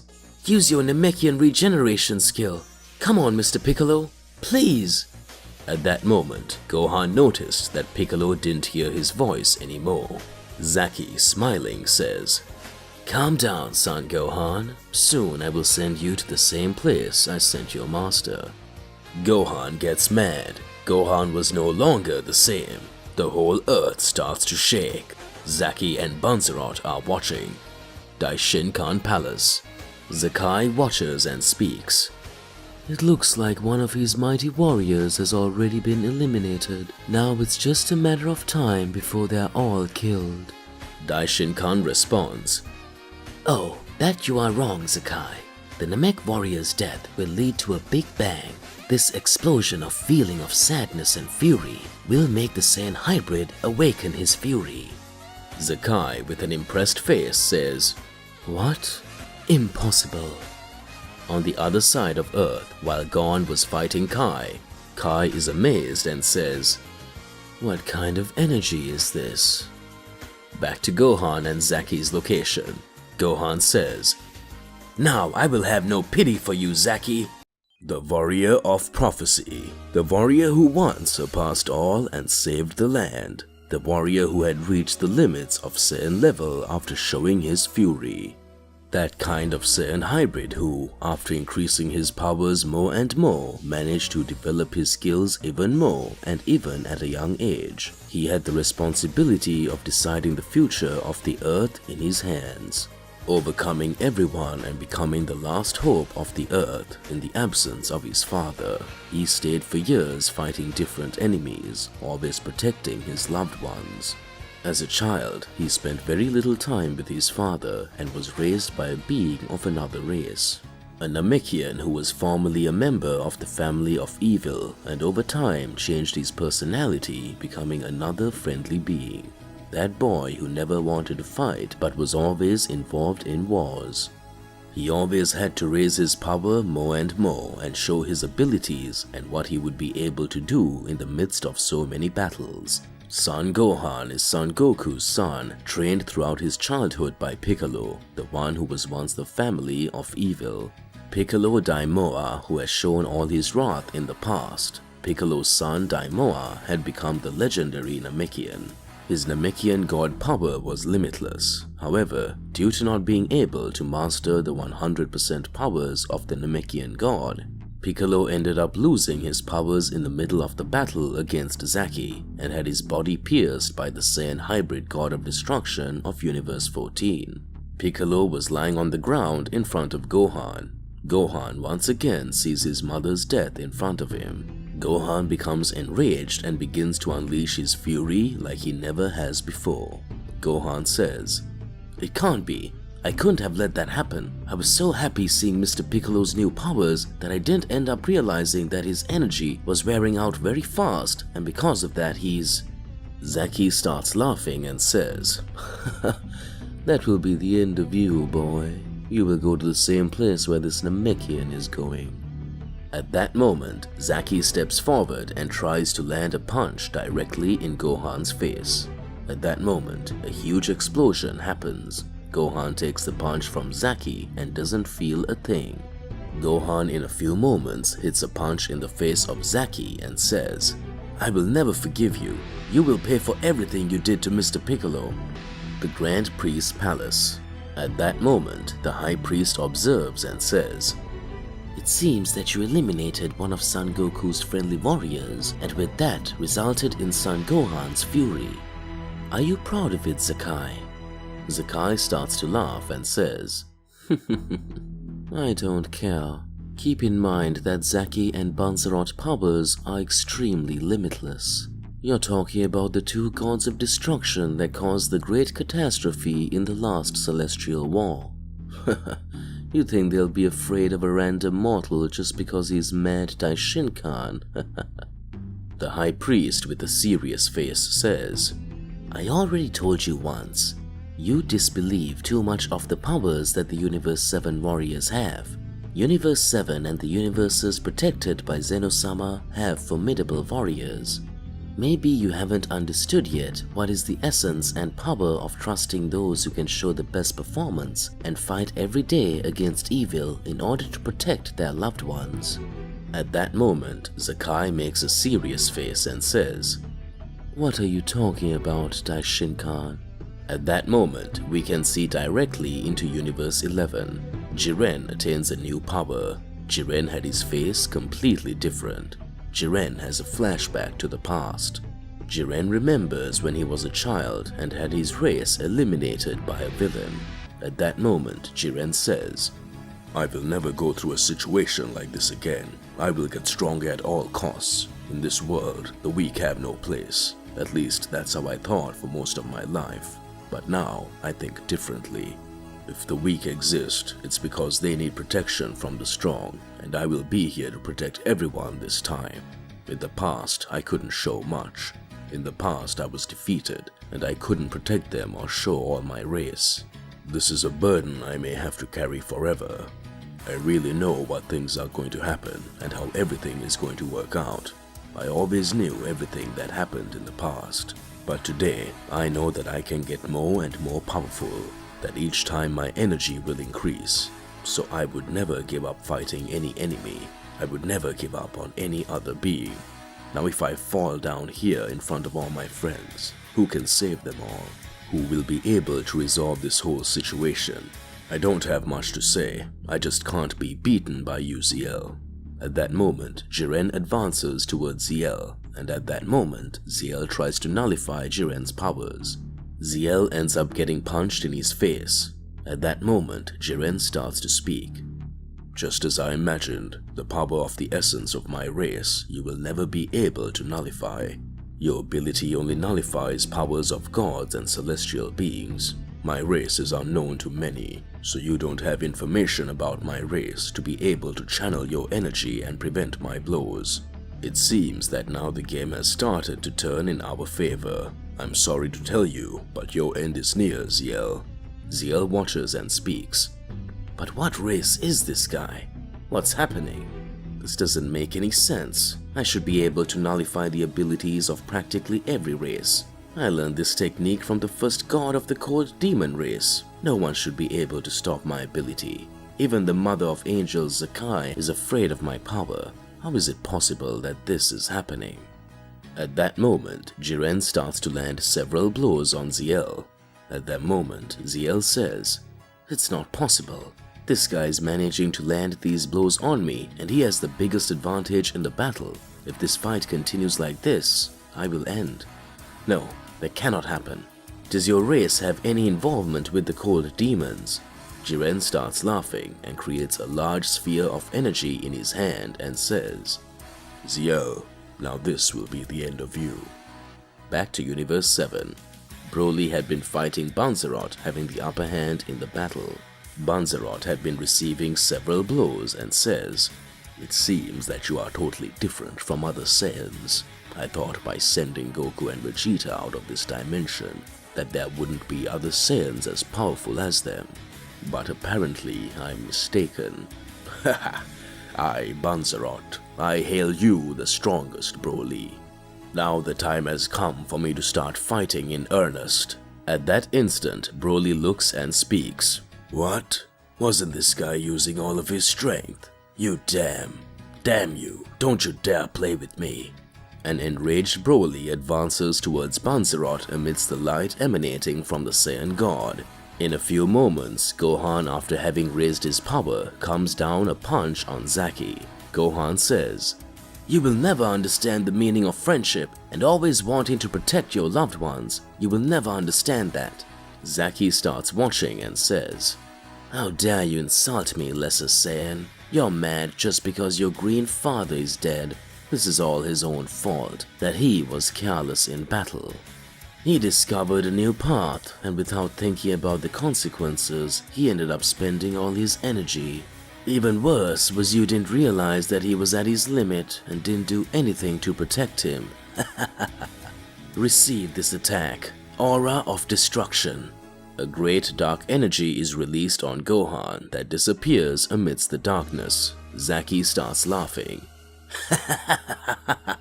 "I said you wouldn't be able to do anything about this. I'm Zaki, the god of destruction from Universe 14. No one is capable of defeating me and Kai. You were a fool to think that a mortal as weak as you could do something. His powers were only a little greater than Son Goku's powers, but in reality, you are just outdated Saiyans who haven't developed their powers to the extreme." At that moment, a great light appears. Gohan's voice again emerges. Zaki says, "It can't be, as you're still alive." Gohan says, "I think you did not understand. I said I won't forgive you and you'll pay for everything you've done." Zaki responds, "You wretch, don't you dare brag about the power you've conquered. Take it." Zaki tries to hit Gohan's face, but at that moment, he is stopped and Gohan easily catches his hand. Zaki says, "Impossible, like you." At that moment, Gohan angrily lands a furious Saiyan punch on Zaki's face. Gohan says, "That's for me and Mr. Piccolo." Zaki is hurled into the rubble of the earth. At that moment, Gohan appears beside Broly and speaks. "You need help, Broly. This guy won't be showing up here anytime soon." Banzerot observes and says, "Damn you, what did you do with Zaki?" While the Z fighters had their tough battles on Earth, Goku and Vegeta were still in the trap that had been set by Banzerot and Zaki. At that moment, Goku alongside Vegeta were having an arduous battle against Shiva, the bloody angel. Goku and Vegeta were cornered. At that instant, Goku says, "Looks like we're kind of running out of alternatives, Vegeta. Maybe it won't do much good to save energy if we don't make it out alive in a battle. Maybe we have to show her the real instinct of Saiyan Vegeta." Vegeta watches and says, "Are you wanting to suggest some sort of fusion or something along those lines, Kakarot?" Vegeta starts to smile. Goku watches and speaks. "I think the last time we tried to perform the fusion, we didn't have good memories, since while we showed the power of the fusion and those abilities Zaki and Banzerot made us walk into a trap, and that's why we're here. So maybe it's interesting that we show another kind of skill. What do you think? Let's go. I know you've trained with the Great Priest. You sure aren't showing off all your powers, Vegeta." At that moment, Vegeta starts to watch and smile at Goku and says, "Haha, but that's just payback for what you put me through a long time ago, Kakarot. Do you remember when you showed Majin Buu Super Saiyan 3, but you didn't show this transformation to me? You just didn't want to defeat me because you had that power. So this time, even if my existence ends up disappearing, I won't first show all my skills. Come on, Kakarot, I want to see what you really learned from the Great Priest. At that moment, Goku starts to smile and says, I understand. I'm not going to take your reason for this, Vegeta, but maybe with this power I'm going to show you now, it won't even be necessary for you to interfere in the battle. Vegeta starts laughing. At that moment, the staff of the angel Shiva is thrown directly towards Goku and Vegeta. Both Goku and Vegeta manage to escape. Vegeta says, Kakarot, I think you'd better show this transformation exactly because this angel is not playing games with us. At that moment, Goku with all his power raises his strength even more and says, well, now I will show the infinite Saiyan. Vegeta and the angel Shiva are surprised. What? Infinite Saiyan? Goku had only used the Infinite Saiyan transformation once, which was when he fought Zyko, the Supreme Saiyan God. Goku for a few moments, using the form of the Infinite Saiyan, managed to pressure Zyko in the battle, causing Zyko not to be able to use his true powers. Goku knew that his energy would get higher and higher. Last time, Goku was saved by Vados and showed great power and great skills, causing Goku to be saved, and after that, Goku met his third son, Gon. Only once was this transformation shown. Soon after, Goku trained with the Great Priest, and in this training, Goku learned several different skills, powers that would be more than important and necessary to be able to evolve his skills more and more.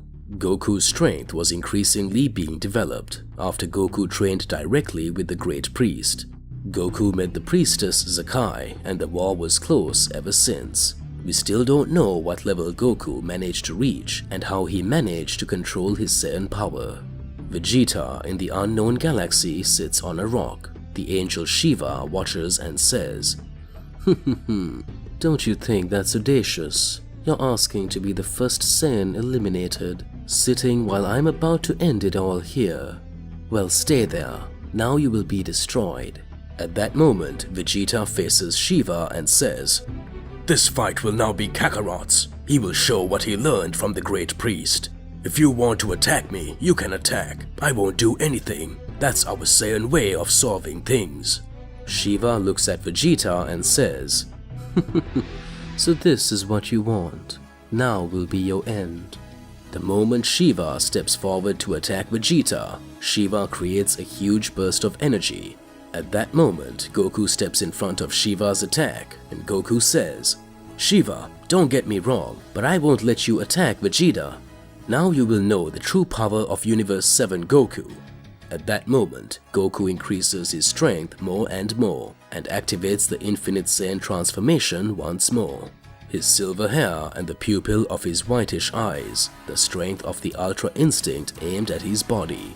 Vegeta watches and speaks. So does that mean that it was the power you achieved? How are you with Ultra Instinct? Can I consider what you consider as a second level of Ultra Instinct, right? Goku, after performing this transformation, advances directly in front of Shiva. Shiva tries to attack Goku, but he can't because the mastery of Ultra Instinct starts to be elevated more and more. At that instant, Shiva says, this is impossible. It seems that the skill, the powers he's showing are pretty much involved in the same way as the angels themselves. I can't figure it out. How can this happen? It doesn't make any sense. What kind of skills are these? At that moment, in a few moments, Goku's skill starts to increase more and more. Goku dodges all of Shiva's blows and starts landing a string of punches on the bloody angel's body. All the wounds that Goku had from all the battles started to heal. Goku was no longer the same.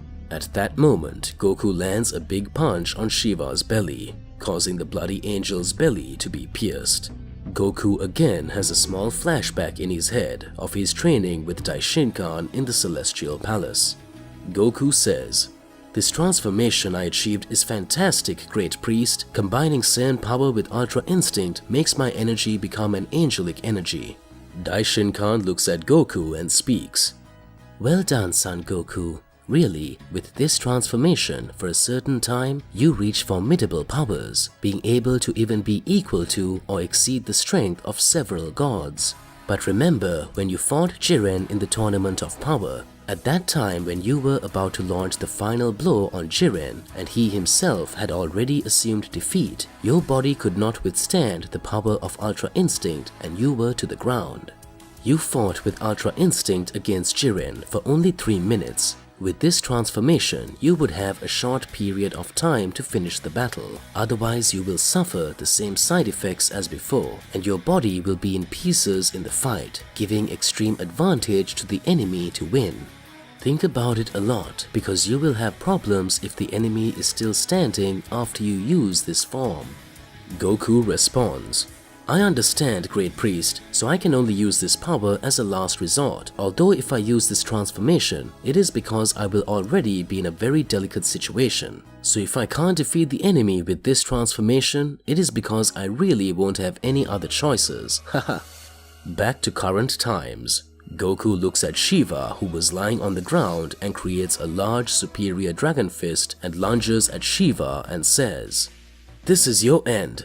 Shiva receives Goku's greater dragon fist in full. Shiva starts laughing and speaks. We'll see you again, Son Goku.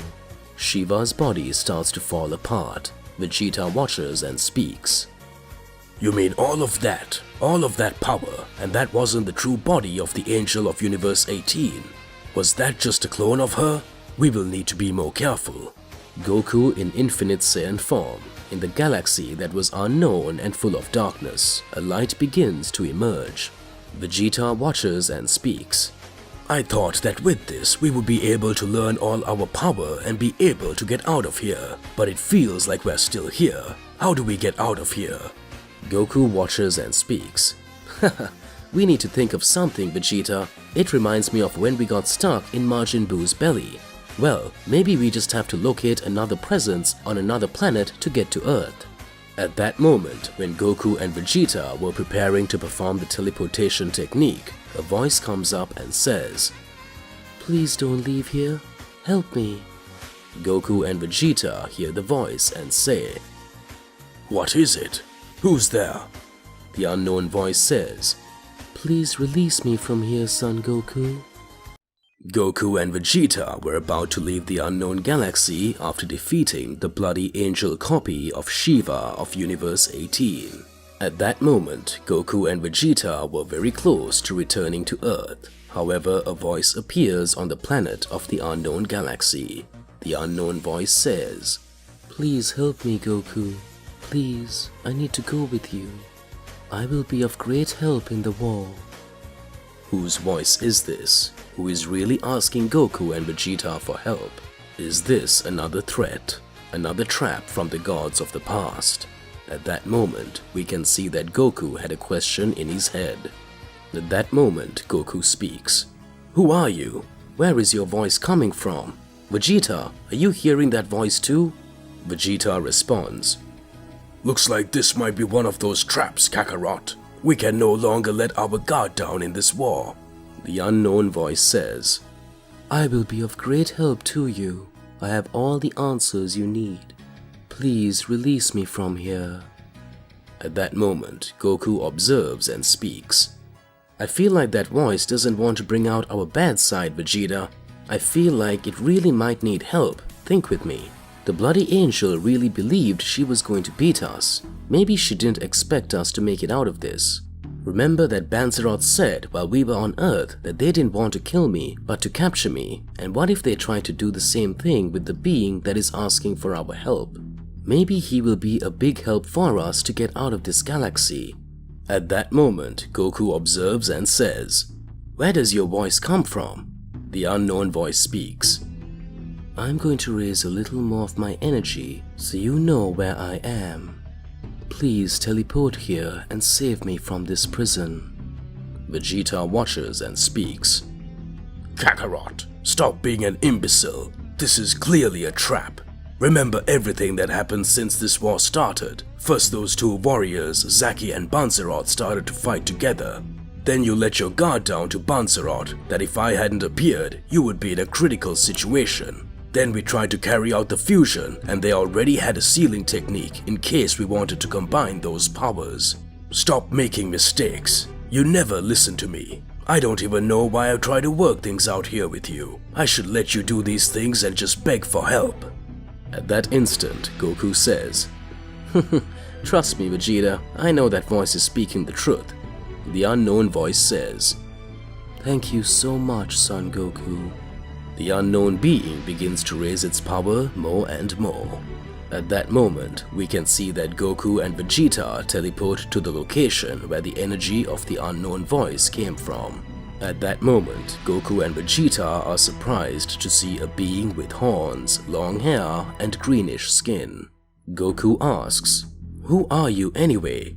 The unknown being says, "Thank you so much for coming here to help me." The unknown being was all chained up in the rubble of the unknown galaxy. The unknown being says, "I am the Supreme Dragon God of War." The Supreme Dragon God was trapped in the unknown galaxy where Goku and Vegeta had been sent. What's really going on here? Goku watches and says, "But how did you get here? Wait, I'll release you." At that instant, Vegeta speaks. "Kakarot, don't do that. We don't know who this guy really is. You don't pay attention to things, do you? We don't know what race this guy is, nor what his true objective is. You have the idea that he was watching all this time, the trap that Shiva put us, and didn't say anything. After Shiva disappears, he appears. This is strange. You need to listen to me. You are very hard-headed. Remember when you fought Frieza? You thought he would redeem himself, and after letting your guard down, you almost died for it. Don't make that mistake again." Goku starts laughing and says, "Wait, Vegeta, it cost nothing for us to save him. If he was a bad guy and really wanted to attack us, it would be much easier for him to attack us from behind, wouldn't it? Why would he ask for our help and then turn against us? That doesn't make sense, Vegeta. Haha. But even so, if he decides to attack us this time, you are the only one who will show his real strength, right? After all, you said you have more powers than my infinite Saiyan."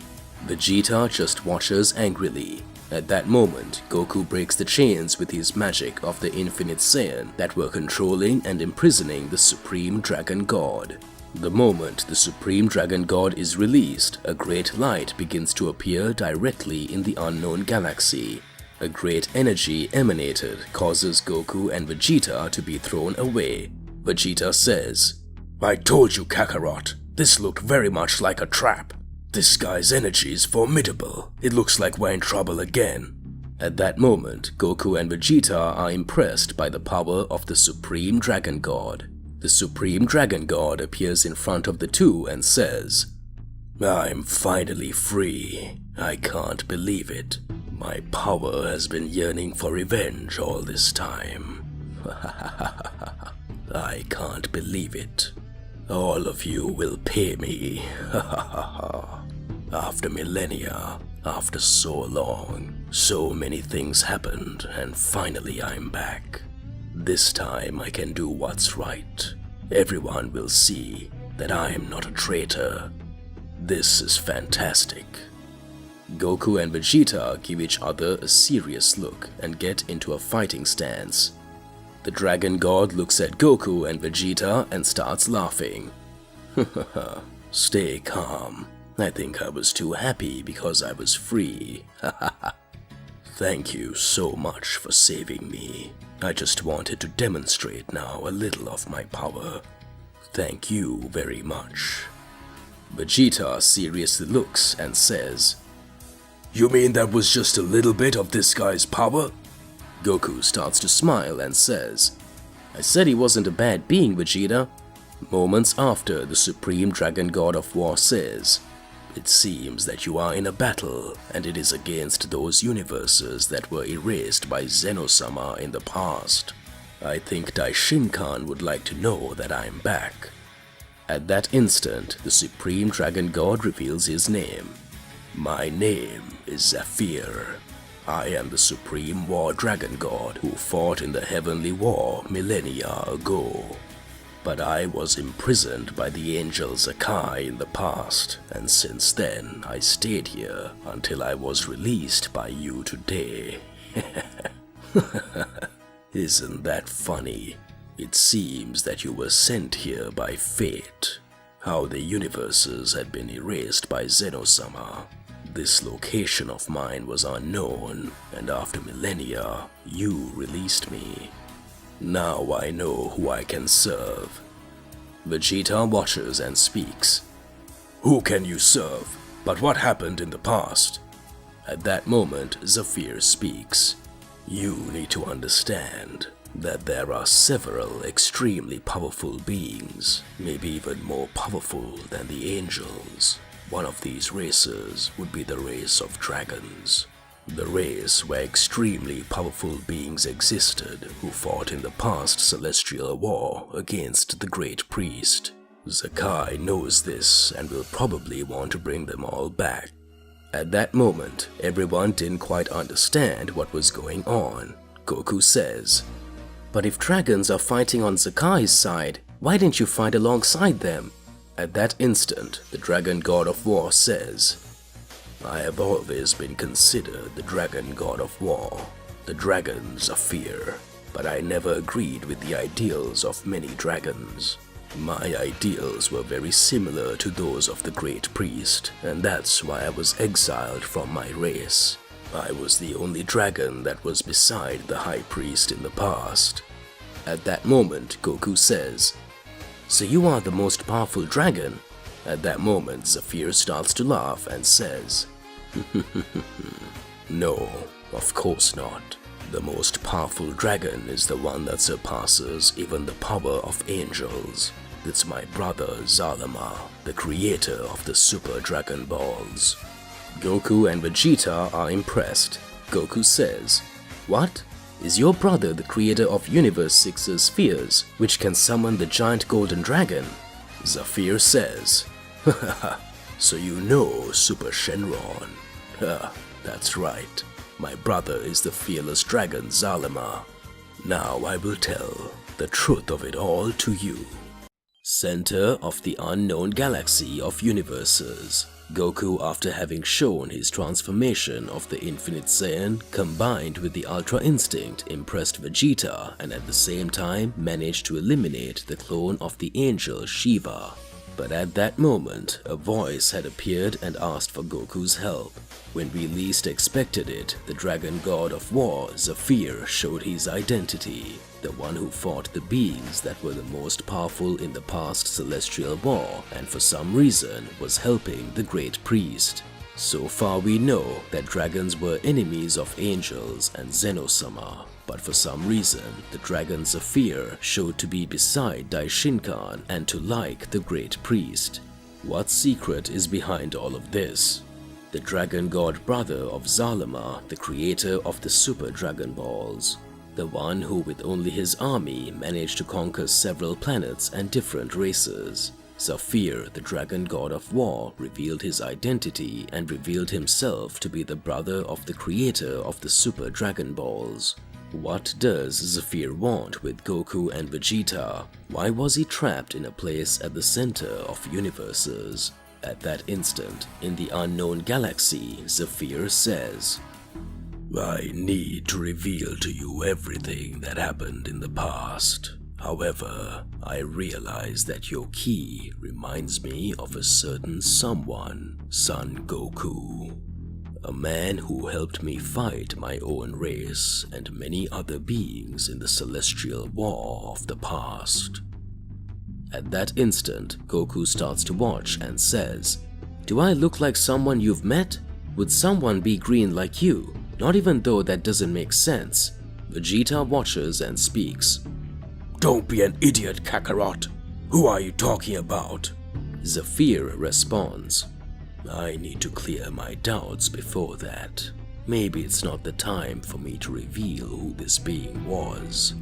But Son Goku, allow me. Grant me a fight so I can show off my performance, and I can test your powers to see if you really are the Saiyan I'm thinking of."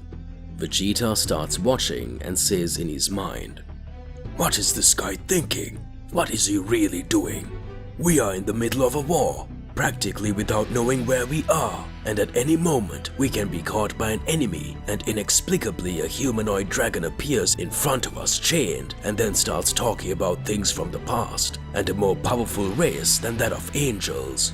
This story is very strange. Kakarot is still very stupid and innocent. I need to prepare myself in case he lets his guard down as usual. I will show this dragon the true power of the Prince of Saiyans. It looks like he wants to test Kakarot's powers. This doesn't make any sense. What is he suspecting? Or what will be his true objective? I will look into all of that.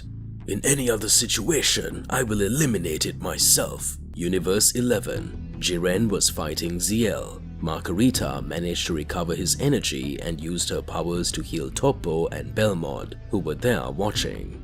Ziel and Jiren started to fight. Jiren had a more reddish aura over his body and his powers were increasing. His eyes and skin had darkened more. Jiren says, "It doesn't matter to me who you are or if you can nullify the power of any other race. I will end you by showing you your true essence. I am Jiren the Grey from Universe 11, the real hero." At that moment, Ziel starts to laugh and says, "This is fascinating. Not even the angels could fight me. Does that mean that a mortal like you is fighting on equal footing with the supreme god of destruction? I think now I'm going to have to start fighting seriously." Jiren observes and says, "What? Is he going to start fighting seriously now? Yeah, I should imagine he wasn't using all his powers. Ha ha ha ha. So now we're going to start." Planet Earth. Several pieces of debris were being thrown. Gon had detected that Gohan's energy had increased, but Piccolo's energy was gone. Gon says, "Damn it, I need to help them." At that moment, a big punch advances towards Gon. Right now, it's Kai. Kai laughingly says, "Ha ha ha, none of that. You will only leave here after you manage to beat me. That is, if you can beat me. You know, I'm actually liking this planet. It would be a shame to destroy it, and it actually goes against all my principles. I think I've got an idea. Once I'm done with all of you, I will become the new hero of the mortals of this universe and become their new savior. All mortals need to be more motivated to live if they have someone to believe in, and they will believe in me." At that instant, Gon speaks. "Damn it, this guy's a pain in the ass. This angelic power really is very high. I can't let that happen." Gon remembers training with Goku and Beerus in the room of the gods. Gon starts to smile and says, "Haha, I know, I'm gonna have to use that." At that instant, straight back to the unknown galaxy, Zafir looks at Goku and speaks. "Come on, Goku, grant me a battle so I can check and analyze his powers." At that moment, Goku starts laughing and says, "Haha, if that's what you want, I'll show my power to you. I'm sure you're very strong. The nickname of Dragon God of War certainly has great reasons for being given it." As Goku activates his infinite Ultra Instinct form again, Vegeta watches and speaks. "This power that Kakarot revealed is really amazing. Maybe he could be hiding something else. It took him so long to get this transformation under control. Kakarot really is amazing, but this time I learned a power that can surpass even the strongest one. Ha ha ha ha. Soon, everyone will see the true power of the great Vegeta." Goku vs. Zafir. Zafir prepares to attack Goku. Goku, with the power of infinite Ultra Instinct, tries to use his mastery to dodge Zafir and then attacks him. But to Goku's surprise, Zafir manages to dodge his blow. Goku says, "How is this possible? Not even the Angel of Universe 18 managed to escape. How did this guy manage to do this?" In a few moments, Zafir begins to teleport and move at high speed. Goku tries to dodge and tries to hit Zafir directly. Zafir speaks. "That won't defeat me, Goku-san. These scams of yours are very easy to analyze. I believe that the training you carried out was alongside Daishinkan. Even after so long, I still know these moves. A long time ago, I fought many times with Daishinkan before he got the rank of Great Priest. Many of the moves he used, I already knew them. Maybe if you use this technique with any other technique, it would work. But you're fighting with a warrior experienced in Goku-san battles. It feels like all this time I've been sealed away. I still have my powers intact. Glad to know that. In a few moments, Zafir appears in front of Goku and advances his arm with his nails skewered over his neck. Zafir says, "Looks like you're cornered, Goku." Vegeta watches with a serious expression on his face and says, "This guy was just messing with us. Why would a guy with that power be trapped here in this galaxy? What's going on here?" At that moment, Goku starts laughing and says, "Incredible, it's Zafir's power." Goku has a small flashback in his head of his Daishinkan training. Goku remembers that Daishinkan talked about infinite Saiyan levels. Daishinkan says, "Pay close attention to Son Goku, especially in the Celestial War. Many of the beings I fought can appear wanting revenge. Many of them know several techniques that I have. One of them is Ultra Instinct." Goku is impressed and says, "What do you mean, Daishinkan-san? Ultra Instinct doesn't work against them?" Daishinkan responds, "It is not a question of not working, but that they are already prepared to fight Ultra Instinct because they have already developed other techniques to combat these abilities, just as the gods of destruction developed Ultra Ego so as to not be left behind. In this way, as I evolve my techniques, I advise you to evolve your power as well." At that moment, Goku starts smiling and says, "Incredible, Daishinkan-san. Now I know what to do. I'm going to combine the power of Ultra Instinct with my Saiyan power." Daishinkan watches and starts to smile. Back to current times. Goku's energy begins to rise more and more, combined with the power of the Super Saiyan alongside the infinite Ultra Instinct. Zafir lowers his because he believed that the battles had already ended and that Goku had no more strength. Zafir says, "Ha ha ha ha ha. Incredible. You even had more hidden powers." When Goku approaches to attack Zafir, Zafir teleports behind Goku and says, "Enough. Only that. Now I could really understand the essence of his power. It's just like that Saiyan from the past." At that moment, Goku observes and speaks. "Who are you talking about?" Vegeta says, "It seems that all this time he was just playing with Kakarot. Who is he talking about? Come on, speak the truth." At that moment, Zafir responds, "Ha ha ha ha. Yamoshi, the legendary first Dragon Slayer Saiyan God." Zafir, the Dragon God, tells Goku about Yamoshi. Goku tries to understand what Zafir was trying to say. Zafir was referring to saying that Goku had the same fighting style as Yamoshi, the former Saiyan God. At that moment, Goku starts trying to understand what was going on and says, "Lord Dragon God Zafir, what are you talking about? Did you just meet a Saiyan in the past who was called Yamoshi, is that it? Did he have a similar fighting style to mine?" At that moment, Vegeta observes and says, "You mean the legend about that Saiyan is true?"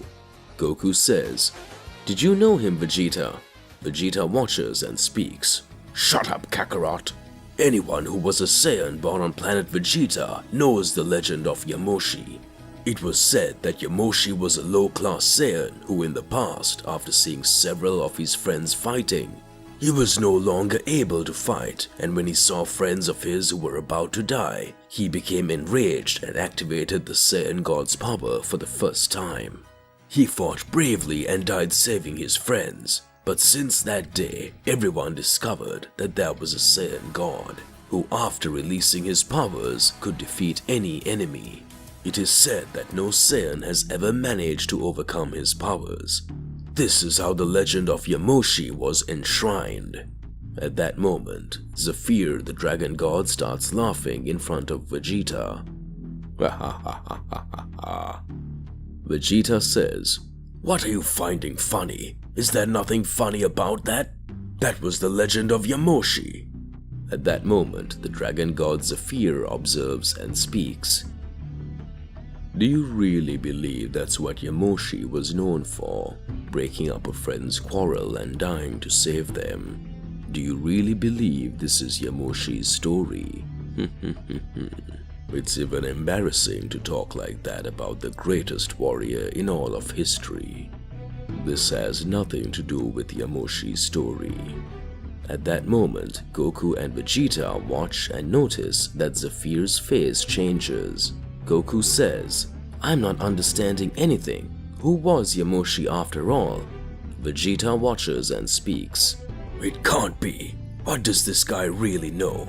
Come on, tell the whole truth about Yamoshi and explain why you're mentioning him and linking him to Kakarot." At that moment, Zephyr says, "Yamoshi was the supreme god Saiyan who was most regarded as Dragon Slayer god." Goku and Vegeta are amazed and say, "What?" At that moment, Goku and Vegeta were impressed with the words of the dragon god Zephyr. At that moment, Zephyr says, "I'm going to tell you the true story about Yamoshi, and all the information I'm going to pass on will make your future change from now on, Goku and Vegeta. Yamoshi is dangerous to some beings, even today." Goku and Vegeta watch. Zephyr starts to speak. Flashback to millennia ago. At that time, the race of dragons was liberated, possessing extremely strong beings, and all obeyed the orders of their commander Zalama, the most powerful dragon god until then. Several dragons had extremely high skills, and as you may know, today's dragons can fulfill whatever they want and whatever kind of desire they want when. All Dragon Balls are gathered and wishes are granted to those who gather them. Already in the past, they did not need this. Their magical powers were so great that their race was extremely dangerous, and therefore it was considered the race that fulfilled the wish of anyone who wanted it.